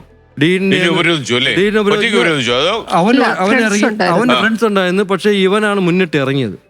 ഇവന് മുന്നിട്ട് ഇറങ്ങിയത് കഴിഞ്ഞാൽ ഇവൻ ക്ലാസ് റെപ്പും കൂടെ ആയിരുന്നു. അപ്പോൾ ക്ലാസ് റെപ്പ് ഫസ്റ്റ് ഇയറിൽ ക്ലാസ് റെപ്പ് പാർട്ടി വേണ്ട, സെക്കൻഡ് ഇയറിലാണ് അവർ അലിഖിത നിയമത്തിലൊക്കെ കൊണ്ടുപോണത്. ഇവൻ്റെ മുന്നിട്ടിറങ്ങിയിട്ട് അവനെതിരെ ആക്ഷൻ എടുക്കണമെന്ന് പറഞ്ഞ് എടുത്തില്ല. ഡീനിനെതിരെ ഇവൻ ശബ്ദിച്ചു എന്ന് ഞാൻ അറിഞ്ഞത്. ഡീനിനെതിരെ ശബ്ദിക്കാൻ ഒരിക്കലും ഫസ്റ്റ് ഇയറിന് അനുവാദമില്ല. SFIക്കാർ ചേട്ടന്മാർ സമ്മതിക്കില്ല. അത് അവർ പറയുന്ന രീതിയിൽ നിൽക്കുക, എന്ത് പറയുന്നു അവിടെ നിൽക്കണം. ഇവൻ ആരെയും പേടിയില്ല. ആരും പേടിയില്ല എന്ന് അങ്ങനത്തെ ഒരാളാണ്, ഒരുത്തരെയും പേടിക്കില്ല. ന്യായം എവിടെ ഉണ്ട് അവിടെ നിൽക്കും. ഡീനിനെ ഉപരോധിച്ച് അവൻ ഡീനിനെ വഴങ്ങേണ്ടി വന്നു. ഇപ്പോഴേ ആ ആൺകുട്ടിയെ ഒരു 7 ദിവസത്തേക്ക് സസ്പെൻഡ് ചെയ്തു. അതുമുതൽ ഈ ഡീനിന് ഇവനെതിരെയുള്ള ഒരു പേഴ്സണൽ റിവഞ്ച് കിടന്ന് കളിക്കുക. അതൊക്കെ നമ്മൾ അറിഞ്ഞത് വളരെ വൈകിയാണ് അറിഞ്ഞത്. അന്വേഷണ വിധേയമാക്കട്ടെ, തീർച്ചയായിട്ടും ആക്കണം. തീർച്ചയായിട്ടും അതൊക്കെ നമ്മൾ അന്വേഷണ ഉദ്യോഗസ്ഥരോട് പറയും. ചിലപ്പോൾ അതിലൊരു പോയിന്റ് കിട്ടുകയാണെങ്കിൽ കിട്ടട്ടെ, എന്താണെന്നുള്ളത് നമുക്ക് തോന്നുന്ന എന്ത് സംശയവും പറയാമല്ലോ. അതുകൊണ്ട് അത് മുതൽ തുടങ്ങണ ഒരു റിവഞ്ച് തുടങ്ങിയിട്ടുണ്ട്. പിന്നെ അവനുമായിട്ടുള്ള അവനെ പൊതുവെ അവൻ കോളേജിൽ സ്മാർട്ട് ആയിരുന്നു അല്ലേ? എല്ലാ അതെ, ഫസ്റ്റ് ഇയർ മുതൽ അവൻ എല്ലാ കാര്യത്തിലും ഭയങ്കര സ്മാർട്ടാ. ഈ പറഞ്ഞ പെൺകുട്ടിയില്ലേ, നമ്മൾ നേരത്തെ പറഞ്ഞ പെൺകുട്ടി, അവര് ഈ മരണം കഴിഞ്ഞ് വീട്ടിൽ വന്നിരുന്നു അറിഞ്ഞില്ല. എനിക്ക് ദേവരാഗിനെയും അക്ഷയനെ അറിയാം. അതിന്റെ കൂടെ 2-3 ഗേൾസ് കൂടെ ഉണ്ടായിരുന്നു. അപ്പൊ ഞാൻ അക്ഷയുടെ കൈ ഇങ്ങനെ പിടിച്ചിട്ട് ഇങ്ങനെ ചോദിച്ചപ്പോ നിൽക്കുന്ന ഒരു കുട്ടി, ഒരു പെൺകുട്ടി അടുത്ത് നിന്നവരടുത്തും ഈ ദേവരാഗിന്റെ അടുത്തും അക്ഷയ അടുത്തും ഒന്നിച്ച് നിൽക്കുകയാണ്. ഒരു 5-6 പേരാ ഒന്നിച്ച് നിൽക്കുന്നത്. അതിൽ അക്ഷയും ദേവരാഗും ഉണ്ട്. അപ്പൊ ആ കുട്ടി പറയുന്നു, ഇപ്പൊ നിങ്ങൾക്കൊക്കെ സമാധാനമായല്ലോ, മതിയായില്ലേ എന്നാ കുട്ടി ചോദിക്കുന്നു. അപ്പൊ ഞാന് അക്ഷയ ഞാൻ അതുവരെ ഒന്നും അറിഞ്ഞിട്ടില്ല. ഞാൻ ആ കുട്ടിയെ നോക്കുന്നു. അപ്പൊ എനിക്ക് അറിയില്ല പെൺകുട്ടി ഏതാണെന്ന് എനിക്കറിയാം. ഞാൻ അവളെ നോക്കിയിട്ട് അക്ഷയന്റെ കൈ ഇങ്ങനെ പിടിച്ചു. എന്നിട്ട് ഞാൻ 2 ദിവസം കഴിഞ്ഞിട്ട് അപ്പൊ എൻ്റെ അമ്മ ദേവരാഗിന്റെ കയ്യിലും പിടിച്ചിട്ട് ചോദിച്ചു, മോനെ നിന്റെ അടുത്ത് ഒന്നും പറഞ്ഞിട്ടില്ലേടാ ചോദിച്ചു. ഇപ്പോ ദേവരാഗും അടിച്ചു എന്നാ നമ്മൾ അറിഞ്ഞിരിക്കുന്നത്. അക്ഷയുടെ കയ്യിൽ പിടിച്ച ഈ കൈ കൊണ്ട് ഞാൻ അതിനുശേഷം എൻ്റെ കുഞ്ഞിനോ ഞാനോ ആഹാരം കഴിച്ചിട്ടില്ല. ഞാൻ സ്പൂൺ ഇട്ടാക്കോ ഒരു കഴിക്കുന്നത്. എൻ്റെ കുഞ്ഞ് അന്ന് 18-ാം തീയതി ഉച്ചയ്ക്കാണ് ഞാൻ അവൻ ആഹാരം കൊടുക്കുന്നത്. ഞാൻ അവന് വീട്ടിൽ നിൽക്കുമ്പോൾ ഞാൻ കൊടുക്കുന്ന ആഹാരം ഞാൻ ഇതുവരെ കൊടുത്തിട്ടില്ല. അവൻ ആഹാരം എൻ്റെ അടുത്ത് ചിലപ്പോൾ ചോദിക്കുമ്പോൾ വായിൽ വെച്ചതാ. നമ്പർ എനിക്ക് പോലും വെക്കാൻ പറ്റത്തില്ല. ഈ കൈ അക്ഷയനൊരു ശിക്ഷ വാങ്ങിച്ചു കൊടുക്കാതെ ഈ കൈ കൊണ്ട് ഞാൻ ആഹാരം തൊടില്ല. ചോരയുടെ മണം ഉണ്ടെന്നാണ് അമ്മ വിശ്വസിക്കുന്നത്. ഞാൻ ഈ കൈ വിഷമാണ്, ആ വിഷത്തിലാണ് ഞാൻ തൊട്ടത്. അവൻ ഒരാൾ വിചാരിച്ചിരുന്നെങ്കിൽ എൻ്റെ കുഞ്ഞിപ്പോൾ ഉണ്ടായിരിക്കും. കോളേജിൽ എല്ലാവർക്കും സഹായത്തിന് ഓടി നടക്കുന്നത്. നിനക്കെന്താ ആവശ്യം ചോദിച്ചാൽ പറയും, അമ്മ അവരെല്ലാരും അവർക്കൊക്കെ വേണോ അമ്മ, അത് വേണോ, ആ സർട്ടിഫിക്കറ്റ് വേണോ അമ്മ, ഈ സർട്ടിഫിക്കറ്റ് വേണം. എന്നിട്ട് അപ്പോൾ പറയുന്നു, അമ്മ എനിക്കിപ്പോ 24 മണിക്കൂർ തികയില്ല. ഒരാഴ്ച കഴിഞ്ഞപ്പോൾ ഡീൻ വീട്ടിൽ വന്നു. അപ്പൊ സാറ് എന്തെങ്കിലും അറിഞ്ഞിട്ടുണ്ടോ? ഞാൻ അമ്മയല്ലേ. അപ്പൊ സാർ പറയുന്നു, അവിടെ ഒന്നും അസാധാരണമായി ഒന്നും അവിടെ നടന്നിട്ടില്ല. പക്ഷെ ഫസ്റ്റ് ഇയർ മോന് ഇങ്ങനെ ഓടി നടക്കുന്ന കണ്ടിട്ടുണ്ട്. എല്ലാ ഓഫീസും യൂണിവേഴ്സിറ്റി അതിനകത്താണ്.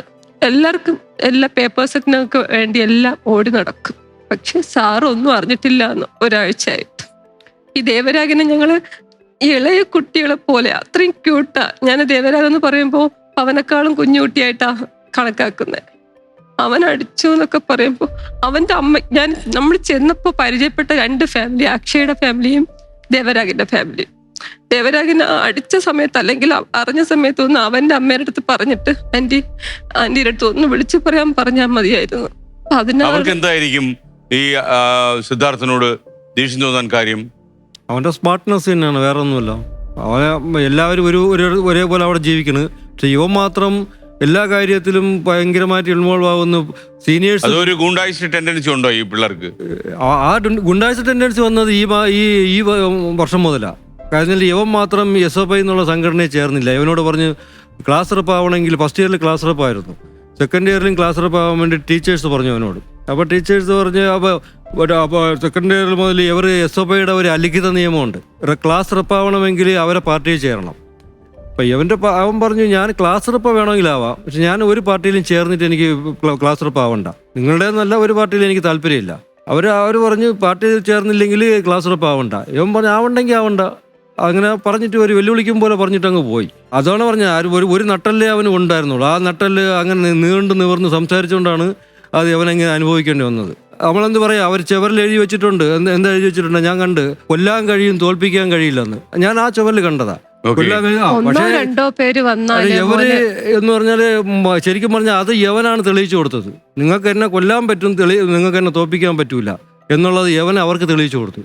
ഇത്രയും വഴങ്ങിയിട്ട് 8 മാസം വരെ ഇവനെ വരുതിയിലാക്കാനായിട്ട് അവിടെ ചെയ്തുകൊണ്ട് 8 മാസം വരെ. അത് ആലോചിക്കണം. അത് അവനെ സൈൻ ചെയ്യണം, രാവിലെ പോയി സൈൻ ചെയ്യണം, ഉടുതുണിയില്ലാതെ സൈൻ ചെയ്യണം ചെയർമാൻ്റെ റൂമിൽ പോയിട്ട്. അത്രയും നോക്കിയിട്ട് ഇവനെ വരുതിയിലാക്കാൻ നോക്കിയിട്ട് 8 മാസം തുടർന്നു അല്ലേ? 8 മാസമായിട്ട് റാഗിങ് തുടർന്നുകൊണ്ടിരിക്കുകയാണ്. അതായത് ഇവനെ വരുതിയിലാക്കണം, അവർ പറയും പോലെ കേൾക്കണം, ഇവൻ അവിടെ ഒതുങ്ങണം. അതായത് പഠിത്തത്തിലോട്ട് മാത്രം ഒതുങ്ങിക്കൊള്ളണം. വേറെ ഞാനൊരു കാര്യം ചോദിക്കട്ടെ, ഇപ്പം അച്ഛനും അമ്മയും ഒരാൾക്കും താരതമ്യം ചെയ്യാൻ പറ്റാത്തൊരു വേദനയിലാണ്. എന്നിരുന്നാലും ഞാൻ ചോദിക്കുക, കാരണം ഇതിനകത്ത് രാഷ്ട്രീയ മുതലെടുപ്പുകൾ നടത്താൻ പല ആളുകളും ശ്രമിച്ചെന്ന് വരും. ഈ മരണം കൊണ്ട് ചിലപ്പോൾ അങ്ങനെയുള്ള ആരെങ്കിലും പറഞ്ഞു വരുത്തുന്ന കഥകളിൽ ചിലതായിരിക്കുമോ നിങ്ങളിപ്പോൾ വിശ്വസിക്കുന്നത്? ഇല്ല, നമ്മൾ ഇതുവരെയ്ക്കും പറഞ്ഞിട്ടുള്ള കാര്യങ്ങൾ, നമ്മൾ എന്തൊക്കെ കാര്യങ്ങൾ പറഞ്ഞിട്ടുണ്ടോ, ആദ്യം മുതൽ എന്തൊക്കെ അറിഞ്ഞിട്ടുണ്ടോ, അതുവരെ ഉള്ള മൊത്തത്തിലുള്ള ആ ഒരു അന്വേഷണം, ആ ഒരു റിപ്പോർട്ട് മാത്രമേ ഇതുവരെ എത്തിയിട്ടുള്ളൂ. അതായത് പറഞ്ഞ അനുഭവങ്ങൾ മാത്രമേ നമുക്ക് കിട്ടിയിട്ടുള്ള വിവരങ്ങൾ, എന്തൊക്കെ വിവരങ്ങൾ കിട്ടിയിട്ടുണ്ട്, എവിടെ നിന്നൊക്കെ കിട്ടിയിട്ടുണ്ട്, അത് തന്നെയാണ് ഇതുവരെയ്ക്കുള്ള പോലീസ് അന്വേഷണം. CBI അന്വേഷണം നമുക്കറിയില്ല. പോലീസ് എന്തൊക്കെ എഴുതി വെച്ചിട്ടുണ്ടോ, എന്തൊക്കെ അന്വേഷിച്ചിട്ടുണ്ടോ, അതിൽ കൂടുതലായിട്ട് വന്നിട്ടുള്ള 2 കാര്യങ്ങൾ, നമ്മൾ പറയാത്ത 2 കാര്യങ്ങളെ വന്നിട്ടുള്ളൂ. ഒന്ന്, 20 പ്രതികളിൽ നമ്മൾ പറഞ്ഞ 6 പേരെ പറഞ്ഞിട്ടുള്ളൂ, ബാക്കി നമുക്കറിയില്ലായിരുന്നു. 20 പ്രതികളിലോട്ടെത്തി. രണ്ടാമത്തെ കാര്യം, ഈ കൂടുതൽ പ്രതികൾ ഉണ്ടാവും. ഏകദേശം 10 പ്രതികൾ വരെ നമ്മളെ കയ്യിലുണ്ട്. ഡീനുണ്ട്, അക്ഷയ് ഉണ്ട്. 21 പേരുടെ ലിസ്റ്റ് ഓൾറെഡി പബ്ലിഷ് ചെയ്തിട്ടുണ്ട്. 21ാമത്തെ ആള് അജ്ഞാതൻ എന്നാ പറഞ്ഞിരിക്കും, അൺനോൺ എന്ന് പറഞ്ഞു. അജ്ഞാതൻ എന്ന് പറഞ്ഞാൽ നമുക്കറിയാം, അജ്ഞാതനാവാനും വഴിയില്ല. അത് അവിടെ തന്നെ ഉള്ള അറിയാം, ഞങ്ങൾക്കറിയാം. അവിടെ ഉള്ള ഏറ്റവും വലിയ രാഷ്ട്രീയ നേതാവിന്റെ ഏറ്റവും അടുത്ത ബന്ധു തന്നെ ആ കോളേജിൽ തന്നെ ഉള്ളതാ. അങ്ങ് വിചാരിക്കുന്നുണ്ടോ CBI ഏകദേശം പ്രതികളിലേക്ക് എത്തിക്കഴിഞ്ഞു എന്ന്? തീർച്ചയായും ഞാൻ വിശ്വസിക്കുന്നു. അങ്ങനെയുള്ള ഒരു മൂവ്മെന്റ് ആണ് അവിടെ നടന്നുകൊണ്ടിരിക്കുന്നത്. അതിനിടയ്ക്ക് ഈ പ്രതികളായ കുട്ടികളെ അവിടെ ക്യാമ്പസിൽ തിരിച്ചെടുത്തിരുന്നു അല്ലേ? അതെ അതെ. ആരുടെ ഏർപ്പാടായിരുന്നു അത്? സാധാരണ ഒരു അന്വേഷണം നടക്കുന്ന സമയത്ത് ഇവർക്ക് തിരിച്ചെടുക്കേണ്ട കാര്യമൊന്നുമില്ലല്ലോ. അതിന് ഏർപ്പെടുക ഇതിനുള്ള ആരാണ് സമ്മർദ്ദം ചെലുത്തിക്കൊണ്ട്? ഈ രാഷ്ട്രീയ സമ്മർദ്ദം കൊണ്ട് തന്നെയാണ്. അതിൽ 3-4 കാര്യമുണ്ട്. 33 കുട്ടികളെ തിരിച്ചെടുത്തത്, ഫസ്റ്റ് ഇയർ കുട്ടികളെ തിരിച്ചെടുത്തത്. അതിൽ സീനിയർ ആയിട്ടുള്ള 2 കുട്ടികളെ തിരികെ കയറ്റാൻ വേണ്ടിയിട്ട്. ആ സീനിയർ ആയിട്ടുള്ള 2 കുട്ടികളെന്ന് പറഞ്ഞാൽ അവിടുത്തെ പഴയ VC രാജിവെച്ച് പോയി. ആ VCയുടെ പ്രൈവറ്റ് സെക്രട്ടറിയുടെ മകനുണ്ടായിരുന്നു. ആ പ്രൈവറ്റ് സെക്രട്ടറി ഷീബയുടെ മകൻ ഇതിൽ കുറ്റക്കാരനായി സസ്പെൻഷനിൽ നിൽക്കുന്നതാണ്. ആ സസ്പെൻഷനിലുള്ള ഈ പിൻവലിക്കാൻ വേണ്ടിയിട്ട് ഈ ലിസ്റ്റിൽ കുത്തിക്കയറ്റി. അങ്ങനെ കുത്തിക്കയറ്റി. പിന്നെ വേറൊരു സീനിയർ, ആ 2 പേര് സീനിയറാണ്. അതിന് വേണ്ടിയിട്ടാണ് ഇവർ ഈ 33 പെട്ടെന്ന് പിൻവലിക്കാനായിട്ട്, സസ്പെൻഷൻ പിൻവലിക്കാനായിട്ട് നീക്കം ഉണ്ടായത്. ഈ നീക്കം ഉണ്ടായ അറിഞ്ഞ അന്ന് തന്നെ ഞാൻ ഇതിനോട് വീണ്ടും ഇറങ്ങി. അതാണ് ഒരു ടേണിംഗ് പോയിന്റ് ഞാൻ പറഞ്ഞത്. ശരിക്കും പറഞ്ഞാൽ ഞാൻ എപ്പോഴും ഗവർണർ സാറിനെ കണ്ടു അവിടെ നിന്ന്. ഗവർണർ ആരിഫ് മുഹമ്മദ് ഖാൻ അല്ലേ ആ ലിസ്റ്റ് പിൻവലിച്ചതും? അതാണ് പറഞ്ഞത്, അദ്ദേഹത്തിൻ്റെതാണ് ഏറ്റവും വലിയ ഇടപെടൽ അവിടെ മൂവ്മെന്റ് നടന്നത്. ആ അന്വേഷണം ആരോട് ചോദിച്ചിട്ട് ഈ സസ്പെൻഷൻ പിൻവലിക്കാൻ പോയി എന്ന് പറഞ്ഞിട്ട് അദ്ദേഹം ഒരു മൂവ്മെന്റ് എടുത്തത്, അത് തന്നെയാണ് ടേണിംഗ് പോയിന്റ്. അതിന് വേണ്ടിയിട്ട് VC രാജിവെച്ച് പോകേണ്ടി വന്നു ആ ഒരു മൂവ്മെന്റ് നടത്തിയത്. VC രാജിവെച്ച് ഒരു വ്യക്തിപരമായ ഇടപെടൽ ഉണ്ടായിരുന്നു ഈ ഇവരെയൊക്കെ തിരിച്ചെടുക്കുന്നതിൽ. VCക്ക് ചിലപ്പോൾ സമ്മർദ്ദം കാണുമായിരിക്കും. അത് വ്യക്തിപരമായിട്ട് എന്ത് മെച്ചമുണ്ടെന്ന് നമുക്കറിയില്ല. പക്ഷെ VCക്ക് നല്ല രീതിയിലുള്ള സർക്കാരിൽ നിന്നോ അല്ലെങ്കിൽ ഇതിൽ ആരാണ് രക്ഷപ്പെടുത്തേണ്ടത്? ഞാൻ അങ്ങോട്ട് ചോദിക്കട്ടെ, അതായത് ഈ സംഭവത്തിന് ശേഷം, അതായത് മകന്റെ മൃതദേഹം വീട്ടിലെത്തിയതിനു ശേഷം ഈ വൈസ് ചാൻസലറോ അല്ലെങ്കിൽ ഈ ഡീനായ MK നാരായണനോ ഇവരാരെങ്കിലും നിങ്ങളെ ബന്ധപ്പെടാൻ ശ്രമിച്ചിരുന്നോ? ഇല്ല.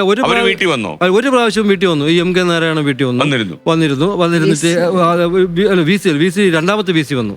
ആദ്യത്തെ VC വന്നിട്ടില്ല. രണ്ടാമത്തെ VC വന്നു. MK നാരായണൻ വന്നു. MK നാരായണൻ വന്നിട്ട് പുള്ളിക്ക് ഒന്നും അറിയില്ല, അദ്ദേഹത്തിന് ഒന്നും അറിയില്ല, അവിടെ നടന്നതൊന്നും അറിയില്ല. നമ്മളോട് പറഞ്ഞത് സംസാരിച്ചോ? അങ്ങോട്ട് ഒരാഴ്ച ആയപ്പോ ഒരു ഞായറാഴ്ച ഒരു മീഡിയ പ്രഷർ ഉണ്ടായിരുന്നു എന്ന് എനിക്ക് തോന്നുന്നു. കാരണം മീഡിയ പ്രഷർ എന്ന് വെച്ചാൽ അദ്ദേഹം ഇതൊന്നും അന്വേഷിച്ചില്ല എന്ന രീതിയിലൊക്കെ ചില മീഡിയകളൊക്കെ കാരി ചെയ്തിരുന്നു. സാർ വന്നിട്ട് ഞാനൊന്നും അറിഞ്ഞിട്ടില്ല, അവിടെ വേറെ ഒന്നും ഇല്ല. അദ്ദേഹത്തിന് അറിയാം, കാര്യമൊന്നും അദ്ദേഹത്തിന് അറിയാം. അദ്ദേഹം ഒന്നും നടന്നിട്ടില്ലെന്ന് പറഞ്ഞു.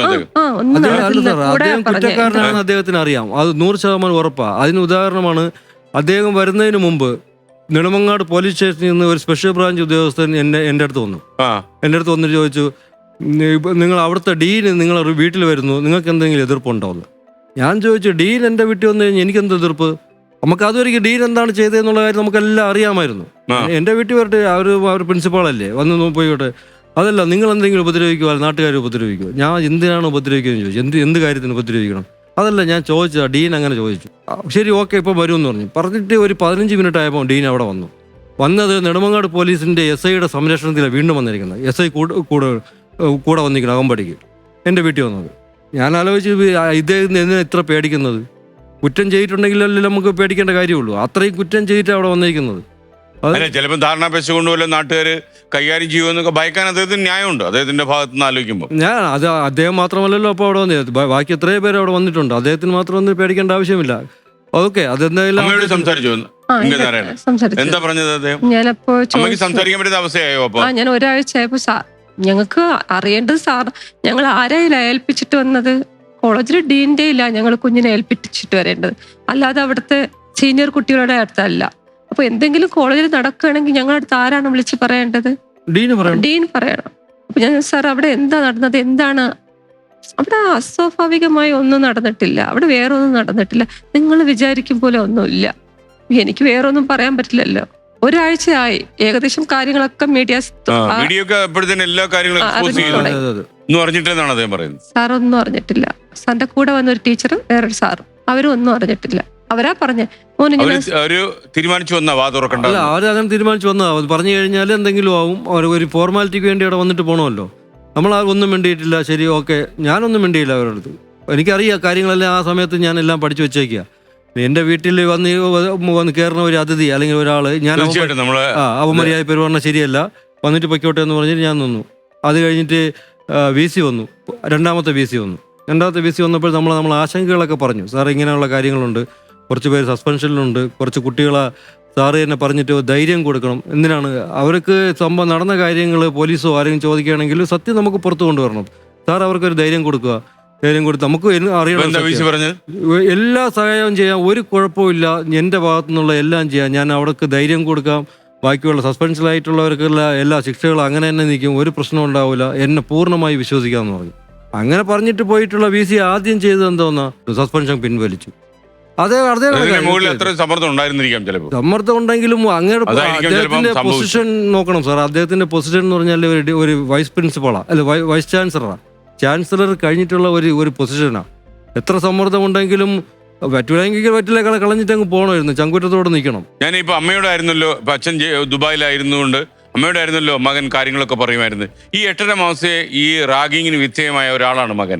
അപ്പോൾ എപ്പോഴെങ്കിലും കോളേജിൽ നിൽക്കാൻ പറ്റാത്ത ഒരു സാഹചര്യമുണ്ട്, ഹോസ്റ്റലില് ഇങ്ങനെയുള്ള പീഡന മുറകളൊക്കെ ഉണ്ട് എന്ന് എപ്പോഴെങ്കിലും അവൻ പരാതി പറഞ്ഞിട്ടുണ്ടോ? റാഗിങ്ങിന്റെ കാര്യം പറയും. റാഗിങ് എന്ന് പറഞ്ഞാൽ താങ്ങാൻ പറ്റാത്താണെന്ന് പറഞ്ഞിട്ടുണ്ടോ? എപ്പോഴും താങ്ങാൻ പറ്റാത്തതെന്ന് പറഞ്ഞിട്ടില്ല. അതെന്താണെന്ന് അറിയില്ല.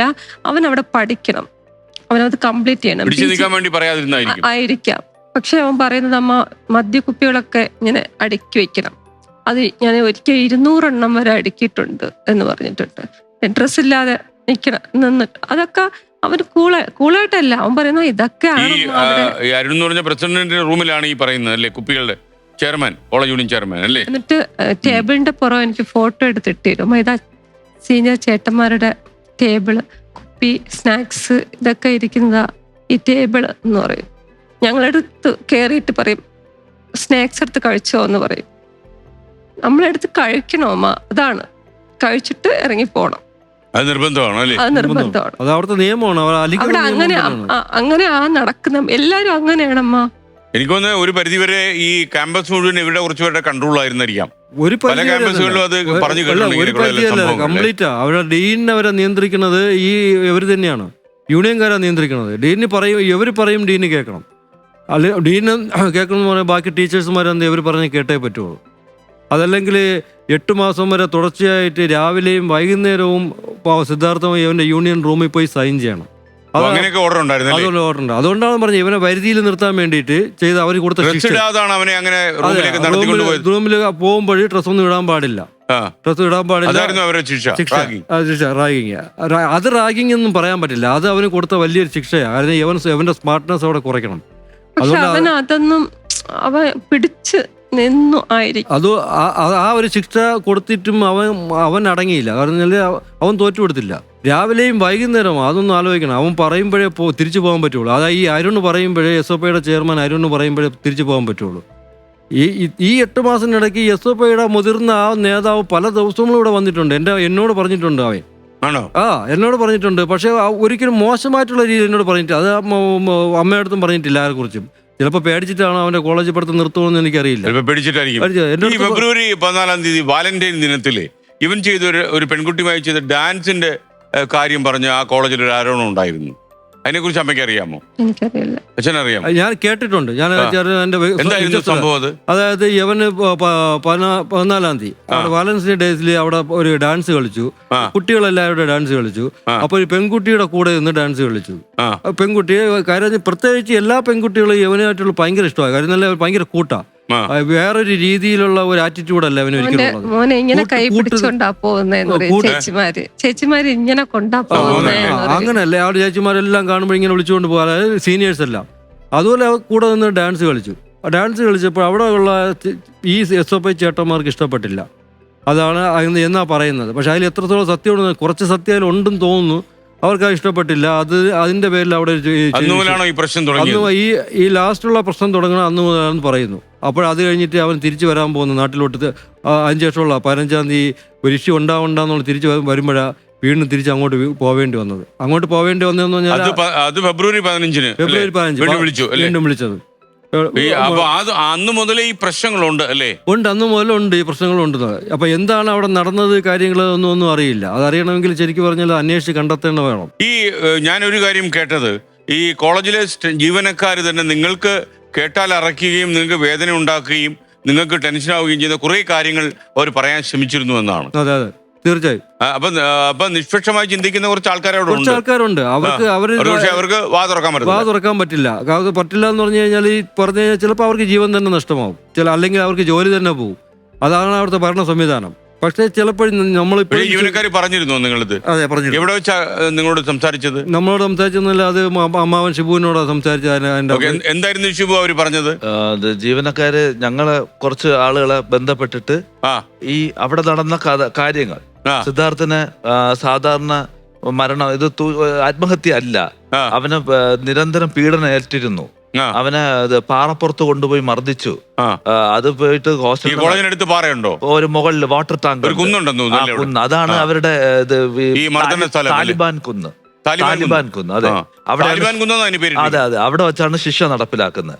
ഇപ്പൊ ഈ SFIയുടെ യൂണിറ്റ് ഒരു എന്തെങ്കിലും ക്രൈം എന്ന് അവരുദ്ദേശിക്കുന്നത് ഒരു അവിടെ എന്തെങ്കിലും തെറ്റ് ചെയ്താൽ, ഇതാണോ ഈ താലിബാൻ കുന്നിനെ കുറിച്ചാണോ ആന്റി റാഗിംഗ് കമ്മിറ്റി പറഞ്ഞത്? അതെ പറഞ്ഞിരിക്കുന്നത്. ഇവിടെ വെച്ച് ശിക്ഷ വിധിക്കും. ഈ യൂണിയന്റെ കോളേജിനകത്ത് വെച്ച് ഈ അരുണിന്റെ ഈ സെക്രട്ടറിയുടെ റൂമിൽ വെച്ച് ശിക്ഷ വിധിക്കും. അത് നടപ്പിലാക്കുന്നതിൽ ശിക്ഷ ഈ താലിബാൻ കുന്നിലാണ് തുടക്കം. അപ്പൊ എവനെയും 9 മണിക്ക് അവിടെ കൊണ്ടുപോയി മർദ്ദിച്ച് അവിടുന്ന് തിരിച്ച് വീണ്ടും കോളേജിന്റെ ഈ ഹോസ്റ്റലിന്റെ നടുമുറ്റത്ത് കൊണ്ടുവന്ന് വിവസ്ത്രനാക്കിയിട്ട് ബെൽറ്റ് കൊണ്ട് അടിക്കുകയും കേബിൾ കൊണ്ട് അടിക്കുകയും ഇരുമ്പ് വടി കൊണ്ട് അടിക്കുകയും ചെയ്തിട്ടാണ് ഓരോ റൂമിലും യവനെ കൊണ്ടുപോയി തട്ടി വിളിച്ചിട്ട് അടിപ്പിക്കുമായിരുന്നു. അപ്പൊ ഇതെല്ലാം ഇവര് ഈ കുട്ടികളെ ഉറങ്ങിക്കിടക്കുന്ന കുട്ടികളും ഒക്കെ വിളിപ്പിച്ചിട്ട് അവരെ വിട്ട് അടിപ്പിക്കുമായിരുന്നു.